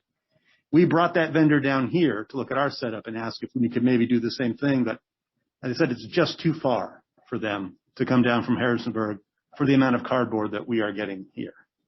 But it was worth a shot. Like I said, we're doing a little bit better on aluminum. They do better on metal because they take scrap metal in addition to metal cans. So they're set up a little bit better. I'll come back to glass because I can't get my head around that number. On plastic, this is what I think is maybe the most surprising. Anyone who's been to a recycling center knows the rules on plastic are crazy. It's extremely, extremely difficult. The sorting. How do you tell a number 6 or a number 7 from a number 1 without a magnifying glass? Certain colors are good, other colors aren't good. Certain shapes are good, other shapes aren't good. It's very, very difficult. And yet we are collecting more plastic per capita than the folks in Harrisonburg who have really been dealing with these rules for many, many years. And that number is trending up. Like I said, we are getting more and more plastic, and we are putting more and more distance between us and Harrisonburg. And if anyone thinks that this chart is more a comment about Harrisonburg than it is us, they're telling me that they are on pace for a record year at the Harrisonburg Recycling Center. And we are certainly holding our own with them. So that's all very encouraging. Now there's glass. Why we collect 3.5 times as much glass per capita as our friends up in Harrisonburg, I have no idea. their comment, and this is a direct quote from the Harrisonburg recycling coordinator, college kids don't drink beer in bottles. They drink it in cans and red Solo cups. But for whatever reason, we are collecting a whole lot of glass out at the recycling center. Grinding that up, right? That's being ground up and used as cover by the landfill. So it's going on the landfill, not in the landfill. It's being diverted, technically not recycled, but it is staying out of the landfill. And now the costs and efficiencies. We started with one FTE budgeted, one full-time person budgeted in recycling. But the numbers were rocking up. The trucks are just filling up faster than we expected. And the current hours, which is, in an 8-hour day, that one person would have 7 hours of collection and 1 hour to cycle the trucks, deal with things. There's just not enough time to process that amount of material. So we have been applying additional labor just about every day. Clear the trucks, move things around, help that recycling center move forward. It has been taxing our overtime. So we are looking for ways to streamline our processes and make this a little bit more sustainable. So effective the 29th of November, the Monday after Thanksgiving, we're going to streamline our hours a little bit. And there's a few reasons at play here. First and foremost, it's to double the amount of time that we have to deal with the materials we're collecting. So instead of 7 hours of collection and 1 hour of processing, it'll be 6 and 2 on just during the week. And now that does reduce the available turn-in hours by 4, so down to 28 from 32. But it also provides a consistent timeline. One of the comments that we continue to get is, I can't keep tabs of your crazy hours. I never know if it's early or late. And so to be able to say it's 9 to 3, something that you can put on a refrigerator magnet and just know it's 9 to 3 and 8 to 12 on Saturday, that we hope will be positively met. But we will continue to track all of our participation metrics. And if this change negatively impacts those, it certainly can be reversed or tweaked or aligned. And then lastly, and this really applies more now than it did when we started, it gives us a little better daytime alignment. It's right now quite dark when we open at 7, and it will soon be quite dark when we close at 6. And while the parking lot is lit, it is lit as a parking lot. And it's not necessarily the kind of place you want to be dealing with broken glass and other issues. Probably hard to see the different colors of plastic as well. It is. There are times we're trying to figure out what's a 6 and what's a 5. Exactly. It's hard enough in the middle of the day. So we will keep an eye on that. Like I said, it's a pilot program. We continue to refine. We'll continue to collect data, and we'll see what the impacts are. Now, on the non-labor costs, one of the first, and I think maybe the best way to look at it, when we first started, we filled up the trucks very quickly, and we sent somebody up to Harrisonburg to turn them in. And that took a couple hours. And the next day, the trucks filled up again, and we did it again. We quickly realized that's not sustainable.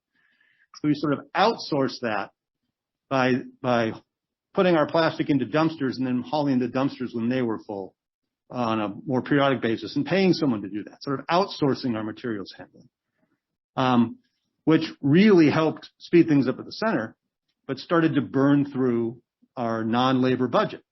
We had a non-labor budget of $5,000 that we were burning through $2,000 a month just hauling things around to where they needed to go. But because we are collecting so much, we're starting to see some revenue. So our revenue numbers have been climbing along with our collection numbers. And there's 2 parts to that revenue equation. There's how much you're collecting and how much it's worth. And for at least for these 3 months, both of those are moving in the right direction.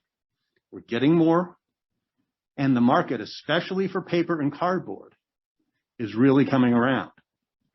Now it's all dynamic. It could go, go away tomorrow. But when we started recycling, we would have to pay to turn in paper. And now we are getting a little bit. So that number has gone from slightly in the red to slightly in the black. And cardboard is doing well as well. So right now our monthly revenue is averaging $1,600, but that is trending up. Again, it's a very short trend, but if we can hold on to that trend and stay in this ballpark, I think we can get the revenue and the non-labor costs to get to some sort of operational equilibrium. So that's very encouraging. So, and then we continue to do lots of engagement. Michelle Bixler, my agent, is constantly booking me on the rubber chicken circuit throughout Stanton and the county. I've had a chance to talk to a number of different organizations, neighborhood organizations, civic organizations. The media has been certainly very interested in what we're doing. Our recycling cheat sheets are tacked up on refrigerators all around town.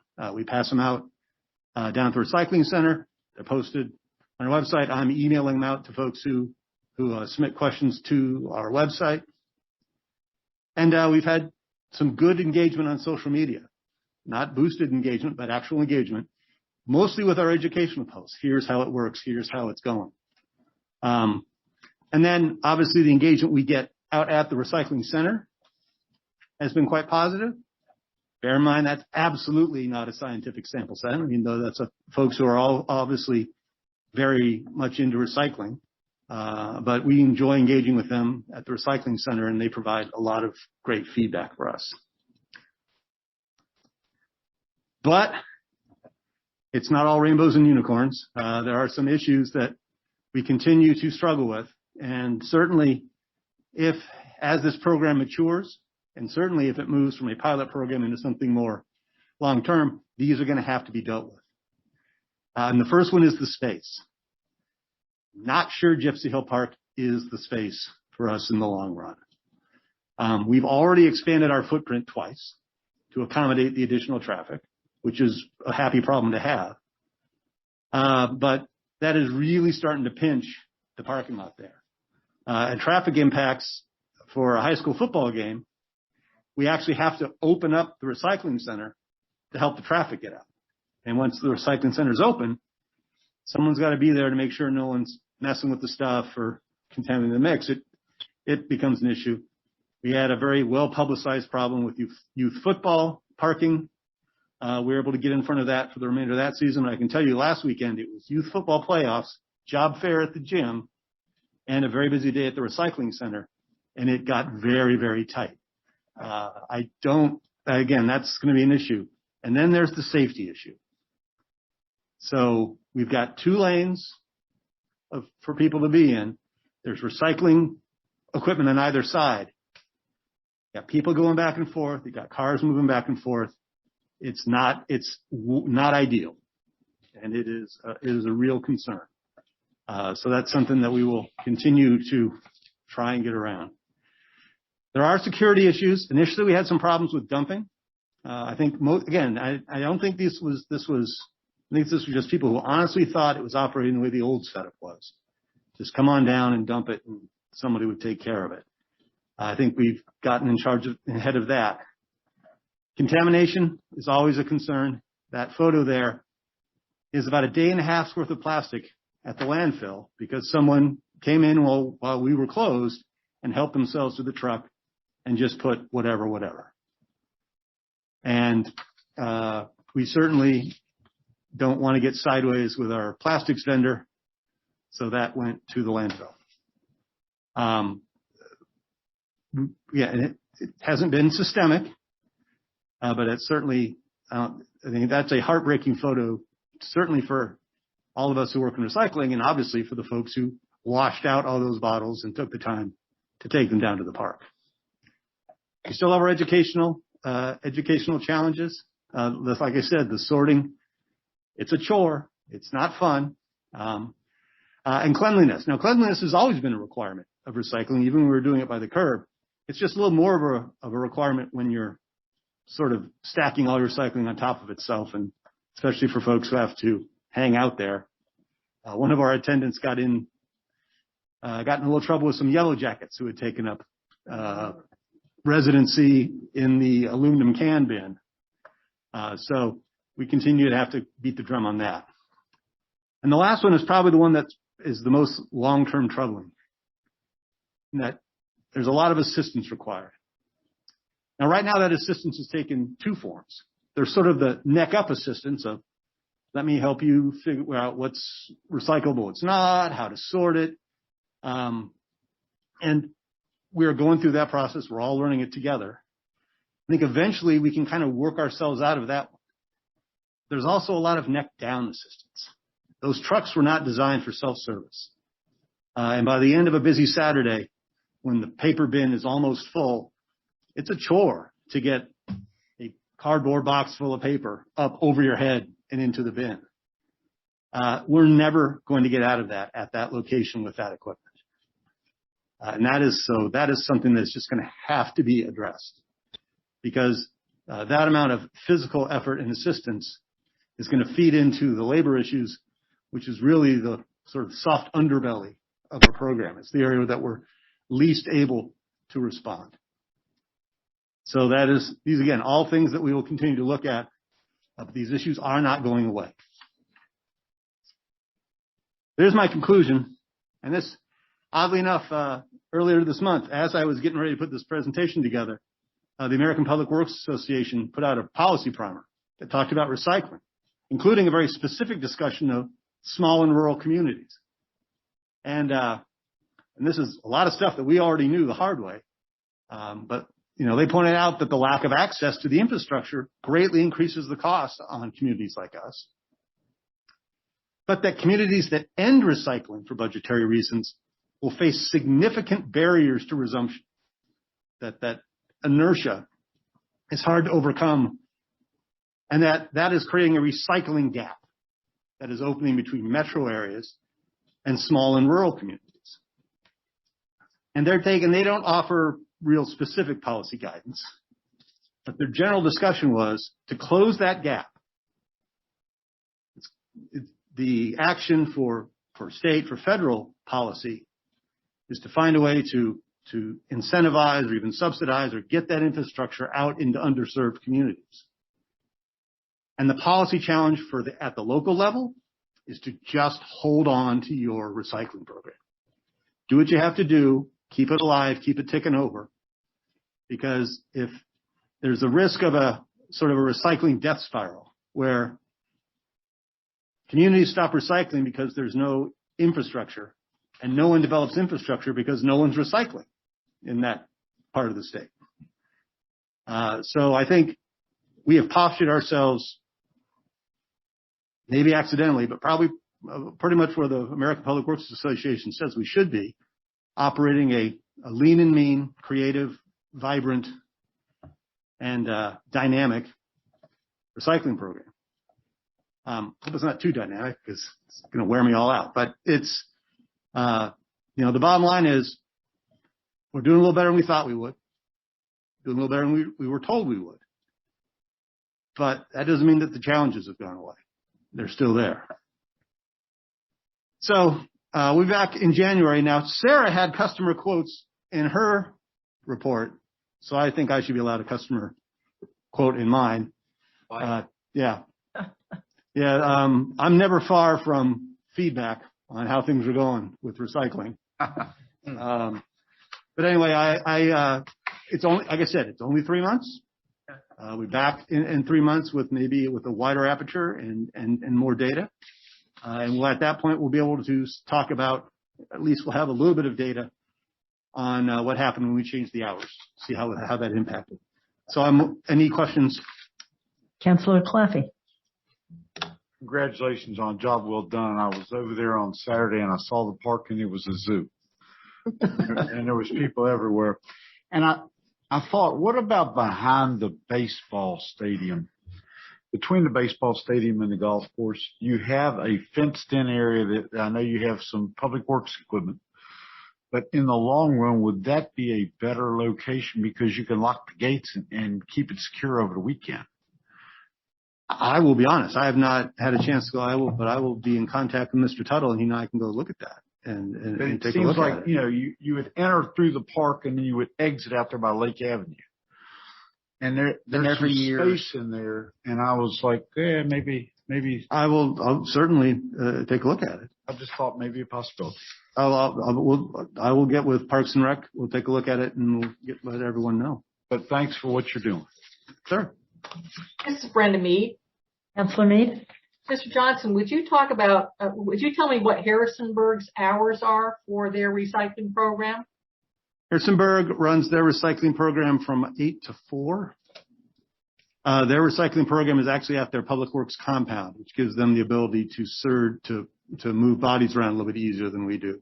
Is that 8 to 4 8 to Monday 4. through Saturday? 8 to 4 Monday through Friday. I believe they are also 8 to noon on Saturday. 8 to noon on Saturday. I wonder if you could go back to that slide that showed the participation or the use by hour of day. Yeah.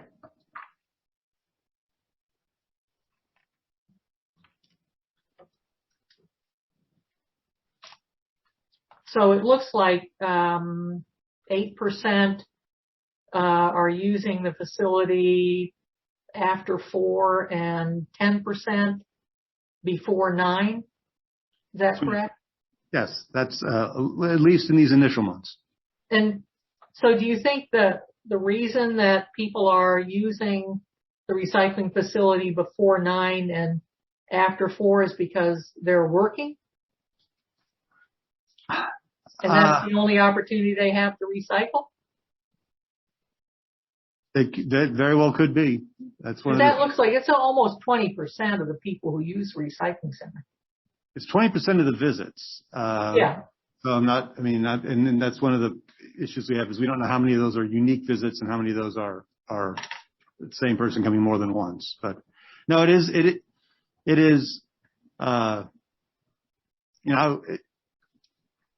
We've sort of grabbed the 6 contiguous hours that captured as many of the visits as we could for our initial tweak. But if the numbers drop, if our visits drop after we change the hours, we can look at putting in maybe tweaking it again, adding at least one day with some extended hours in one direction or the other. It's we're going to continue to keep hourly staffs. Thank you. Why is Wednesday closed? Wednesday is the day off for the refuse crews. Okay. So they work 5 days a week, Monday, Tuesday, Thursday, Friday, Saturday. And because we need that, we really are kind of dependent on additional labor to keep things going. We need the full refuse crew available to help with trucks and to move things around. So that's why we've sort of married the recycling days with our refuse days. And there are folks who spend a little more time at their recycling center, but we are cycling all of our refuse crews through the recycling center so that they all know how to operate it, how to take care of it. So that gives us some, a little bit of redundancy, some ability and flexibility. So that's why those two are tied together. Right. So I do have a question, and maybe I need a cheat sheet. I washed my glass and I peeled the labels off of the glass. Do you have to do that? You do not. You do not. Okay. You do not. I've just been in a habit of doing it. The glass is getting crushed. It's okay, so it doesn't matter. It doesn't matter. We would like the caps off the glass. I do that as well. Because it really shouldn't be any metal in the cover. The cover should be, inert. So the only thing we really ask is caps off, and then please do appreciate them being rinsed out, because it does, especially in the heat of the summer, it does turn into quite the attractant. Oh, I'm sure. All right. Are there any additional questions, or Councilor Holmes? Are we tying up trash trucks to be there to put the separate products in? No. How does that work? So we have taken 2 of the recycling trucks that used to drive around town, and we have now parked them down. We have a a refuse packer that we use for cardboard, but that's always been the refuse packer that's been used for cardboard. So we have not diverted any refuse assets into recycling, nor have we added we haven't added any equipment assets to recycling. We are continuing to use those recycling trucks. We obviously are not putting nearly as many miles on them, since we're not driving around town every day. And since we're really not driving them to Harrisonburg anymore, we're not. So we are getting some indirect savings on wear and tear and fuel on that, but no additional, at this point, we've added I think the only equipment we've purchased for the recycling program, are some folding tables, I think a trash can, a couple of hose, and a crate of Raid. And the rest we're making do with what we've got. Now, if we graduate out of the pilot program, we may have to make some more significant investments to get into a more long-term, but we're not there yet.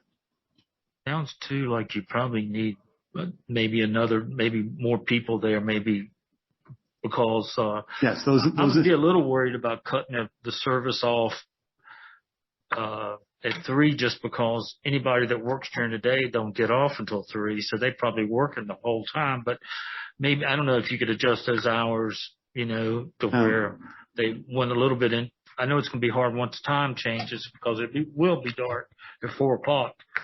But no, we'll keep an eye on that. When I say additional resources will probably be needed if we graduate forward, that's both labor and non-labor resources that will probably be required. But we'll have the data, we'll have some data in hand to back that up. This is Carolyn Dull. I have a few questions. Does your data, do you have the ability to say how many Stanton residents are using it versus Augusta County residents? We are not checking driver's licenses. We are not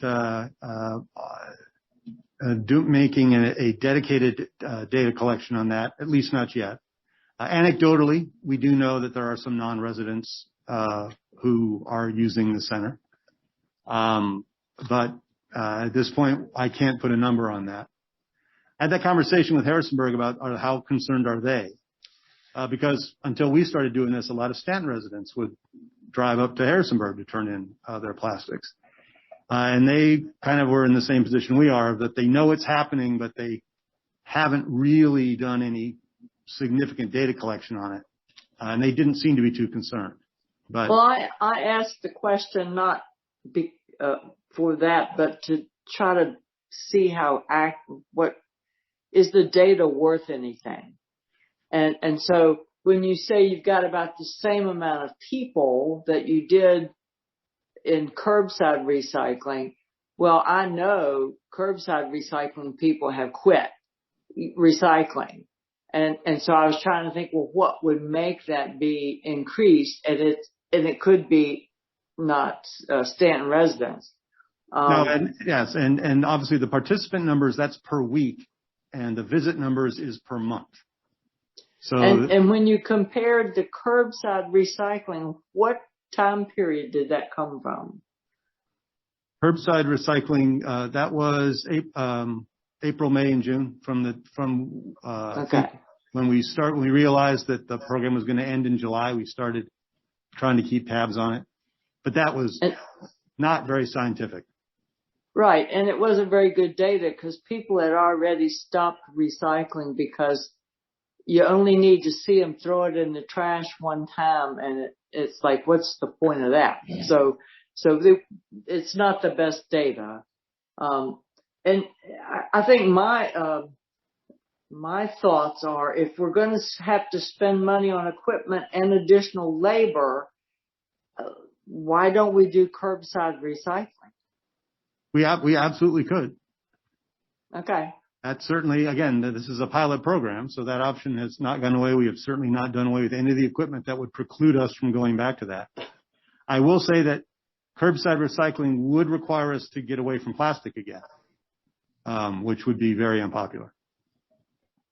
And that may be temporary because all of the recycling products, the prices are going up, and the interest in getting it is going up here in the States. It's not just cardboard and paper. It's metal in general and aluminum. And the prices are skyrocketing because some of the recycling places are sending out mailers saying, bring us your, aluminum or metal and we'll pay you extra. So they must be pretty worthwhile to have. So, all those prices have always been cyclical, but yet I know a lot of elderly and disabled folks are not recycling because they can't. And also young people that don't have a car. And, if we're going to have to spend more money, I think we need to keep in mind the curbside recycling. Yes, ma'am. Jeff, just to be clear, the resources in terms of labor and equipment that you would envision for a permanent centralized location are different than the resources in terms of labor and equipment to restore curbside recycling. Is that an accurate statement? Yes, that is accurate. Again, if we look at all those issues that we need to address about just the physical layout of the facility and the equipment we're using, we would want different equipment that's more easily accessible to the public. And we want a layout that provides for a safer and more efficient, distribution and collection. We want some better security to make sure that our things aren't being messed with. So yes, a permanent central turn-in is going to have different equipment and different labor requirements than curbside. And it's premature at this point for you to hazard a guess about whether they're roughly equivalent in terms of the fiscal requirements, or? It's very, very, very premature. And that was Mr. Rosenberg that asked the questions. All righty. Any additional questions? Thank you, Mr. Johnston. This was very informative. Thank you very much. Thank you, Ms. All right. That takes us to item F. This was added on to the regular meeting agenda, which is the Equity and Diversity Commission Survey. Mr. Rosenberg. Madam Mayor, this was added to the agenda on the motion of Councilmember Holmes, and so perhaps he has some introductory comments he would like to make. Well, I just think that we haven't got back very many, as many responses as I think would be necessary to form some opinions of what the council will do. And at this time of year, people are more worried about holidays and stuff like that. So I think it just needs to be postponed a bit and until we get a chance to get maybe a little bit more response. And but anyway, that was my thought on it. Madam Mayor, would it be helpful for council to receive an update on the current status of the survey? Yes, it would be. Great. Ms. Beauregard is prepared to share that with you. Happy to do that. So we did have the survey open for 2.5 weeks. So in that time, we received 77 responses. 5 of those were paper. The rest were done online. Most people filled out all the questions. I will say too that I mapped the addresses, and I would say all but about 4 or 5 were in the city limits, so that's pretty good as well. And I'll do this again if you all decide to extend it, we'll have that as well. So it is. So that's the report I have. I actually started putting it together, assuming under the impression that we would come back to council in November to finalize what the commission would look like, finalize the resolution. It does not matter if we push that out further, but if we extend the survey, then it would be December before I would come back to you for that discussion about the commission. So entirely up to council what they decide to do.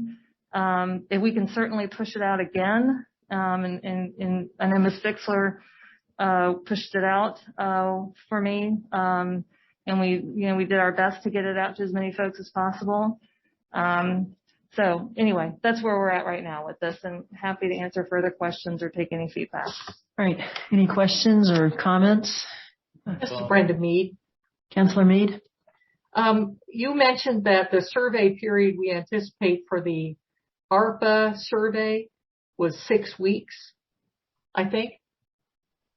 Yes, ma'am. That's the data collection time. Right. And what kind of response would you anticipate over a 6-week period of time? Is there a goal? How much?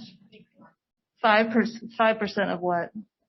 Oh, the population, 5%. Okay, well, there. That would be really high. Yeah, that would be high. So I guess on the experience of Pulco and what they've done for other jurisdictions, about 5% of the population. So in Stanton, that's how much? That's 1,200, roughly? Right. Yeah, that sounds about right. Right. So I believe that this equity and diversity survey merits some greater an extension of time. I don't believe that 77 responses over 2.5 weeks would be adequate to give City Council the information we need to finalize the resolution and determine the needs of that committee. What's council's pleasure? I've got just one question. Sure. Mapped it out.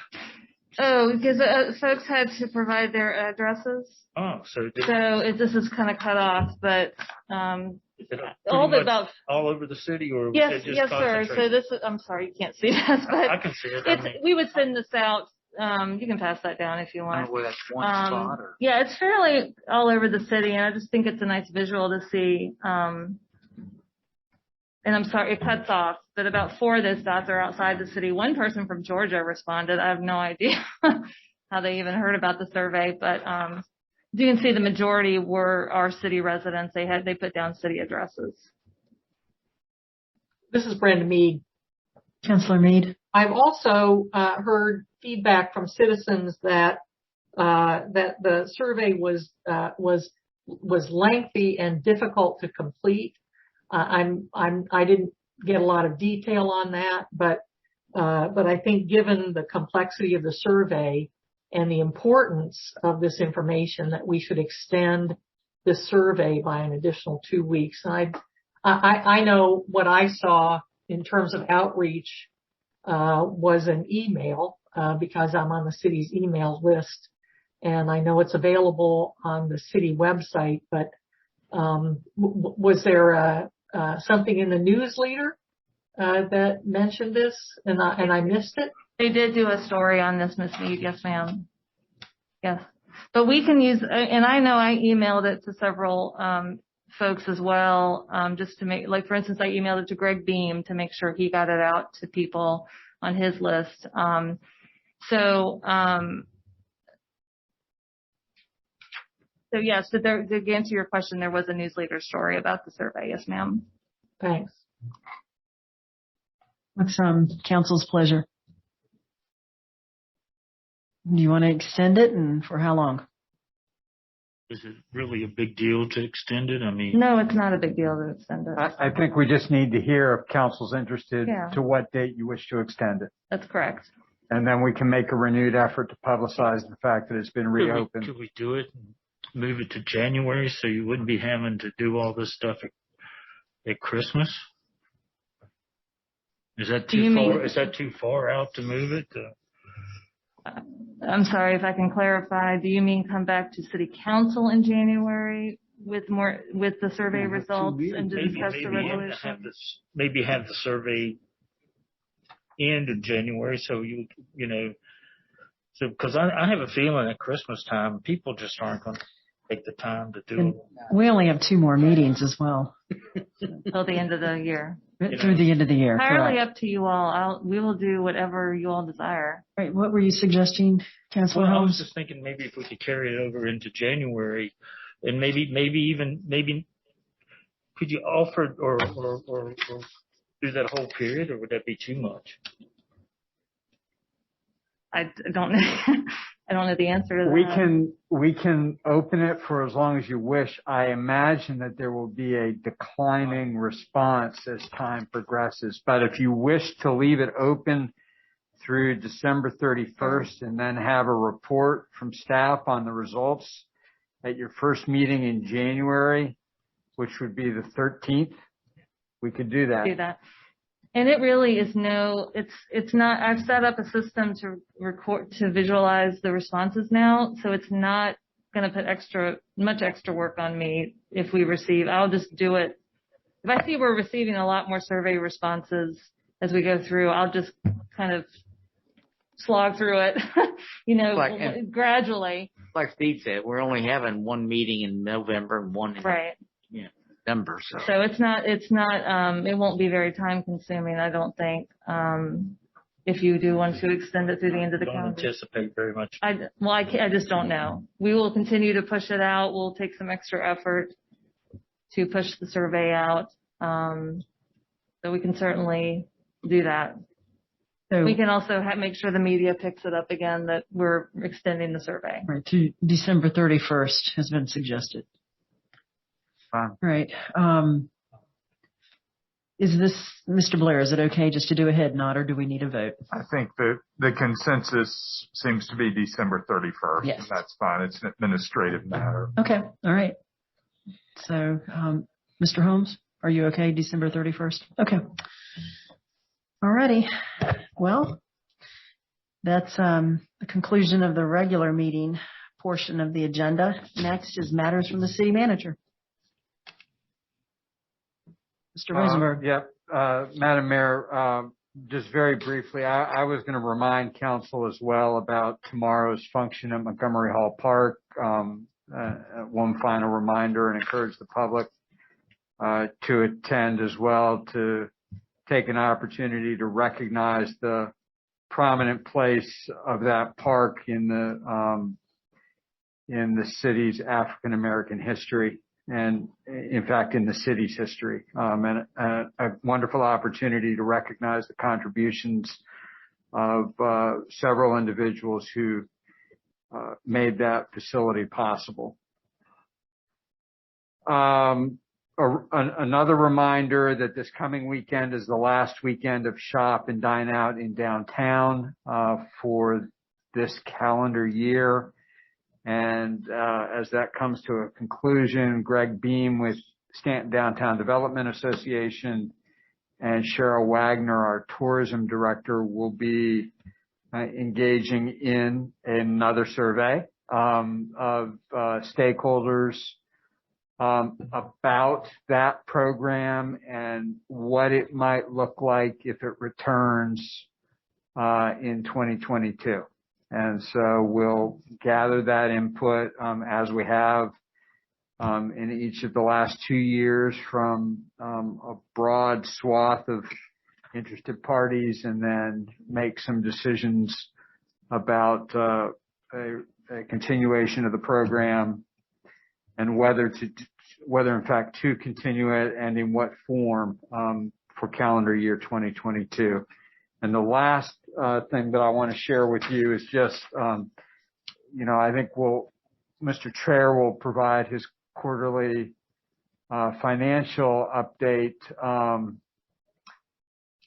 coming up, I guess in January for the quarter ending in December. But, we hear anecdotally about how folks are returning to traveling and, an uptick in our tourism activity in the city.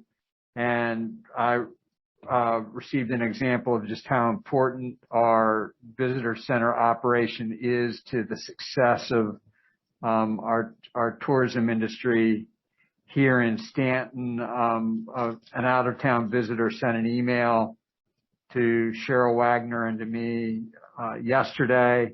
And just to share it with you briefly, the writer says, "I'm writing a quick note to praise Karen Bergman, who was at the front desk last Monday morning.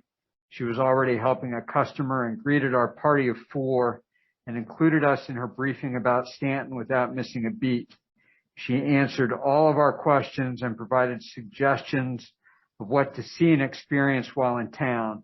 She was very positive and helpful and demonstrated pride in her community. One of the reasons I chose to go to the visitor center was the great reviews on Google Maps and other sources. The reviews proved correct. We are so glad we went there first. And so, Karen we received this kind of feedback, about Karen and the other, employees in the visitor center on an ongoing basis. I think it's just a perfect illustration of, the value added that operation brings, to our tourism efforts. And I just wanted to share that with you publicly and recognize Karen and her colleagues for their contributions. Wonderful. Thank you. All right. That takes us on to matters from the public. I will read the rules. This part of City Council's agenda is entitled Matters from the Public. It is a time that Council sets aside to hear from citizens and others about a wide variety of subjects. Before we begin, I'd like to share 5 basic ground rules that we ask you to respect as you make your remarks. 1, please come to the podium or begin your call. Identify yourself and complete your remarks within 5 minutes. I will let you know when you've reached your 5 minutes. We ask that you please give your name, your address, and then keep your remarks at 5 minutes or less. When you reach the 5-minute time limit, I will let you know that your time limit has expired. If you continue to speak, I will ask you to step away from the podium or to end your call. If you continue to speak after I've informed you that you have exceeded your time limit, I will again ask you to please stop speaking and step away from the podium or end your call. If you still continue to speak, I will ask the Clerk of Council to end your call. And if you continue to speak from the podium, you may be charged with disorderly conduct under Virginia Code Section 18.2-415A2. Number 2, this is a time for us as a council simply to listen to your remarks in an effort to encourage and maintain orderly conduct. We will not engage in give and take debate. If you are seeking information, you may mention it during your remarks, and the city manager or his staff may get in touch with you in the days ahead. 3, we ask that you direct your comments to council as a whole and not to identify members of council or to an individual employee of the city. If you want to take up an issue with an individual member of council or an employee, please speak with us before or after the meeting. We are also accessible by phone, mail, or email. Again, we ask that you direct your comments to the council as a whole. Number 4, we expect every speaker to be civil and courteous. Using profanity, making personal attacks on an individual unrelated to the performance of their official duties on behalf of the city of Stanton, and doing anything that is disruptive to the orderly conduct of this meeting will not be tolerated. 5, finally, as the presiding officer, it is my duty to remind you that if you choose not to abide by these ground rules, I may find that you are out of order and will ask for you to withdraw from the podium or to end your call. We certainly do not want to reach that point or even beyond. So we respectfully ask for your full cooperation in observing these guidelines. If you wish, you may obtain a copy of the ground rules from our interim clerk of council, Ms. Smith. And now we welcome all speakers. The podium is now available for matters from the public as well as remote participation using the Zoom platform. Alrighty. From the audience, welcome. See how much time I have? Yes, you should. Just one moment, please. Yes. Ms. Smith will put that up there for you. Okay. So if you want to wait until that starts, that would be great. Morgan. All you know that inflation is up by 5%. That's not gonna. Could you wait just a moment, please, so I can get the. You hang in there with us, Mr. Foster, so we can get the clock going for you, so you can see your time. Thank you for your patience. I'm working on it, please.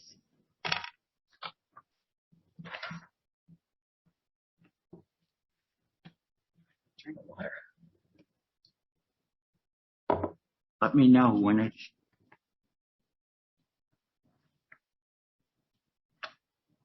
Do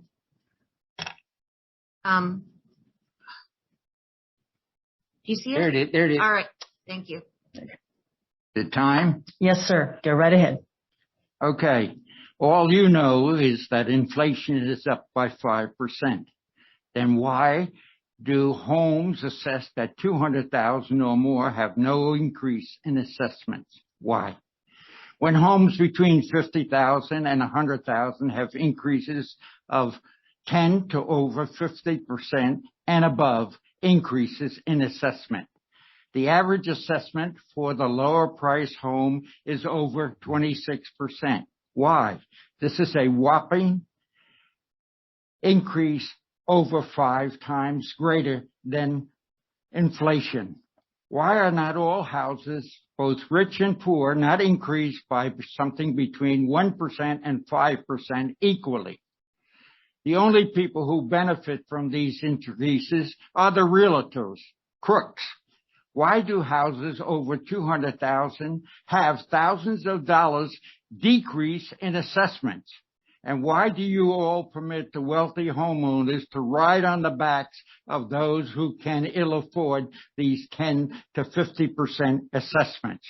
My assessment increased over to 178% over a 4-year period.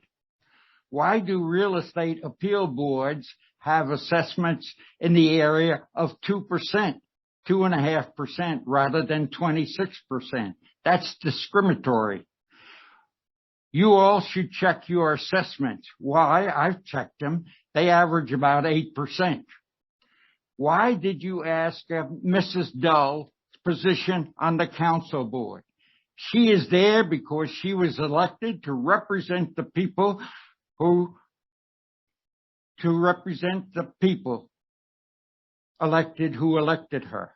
You are all elected to represent government of the people, by the people, and for the people. Today, you have failed. Integrity is missing. There are many things I wish to say you all don't want to hear. The truth, especially. Nor do you want to give me appropriate time to express my views. There's nobody here. Have a good day or good evening. All right. Thank you. And I Ms. have Smith. never received a reaction from this council. Ms. Smith, do we have anybody with their hands raised? I have no one with their hands raised. All right. Within the 5-minute I do not see anyone else in the audience. So with that, the October 28th, 2021 meeting is now adjourned.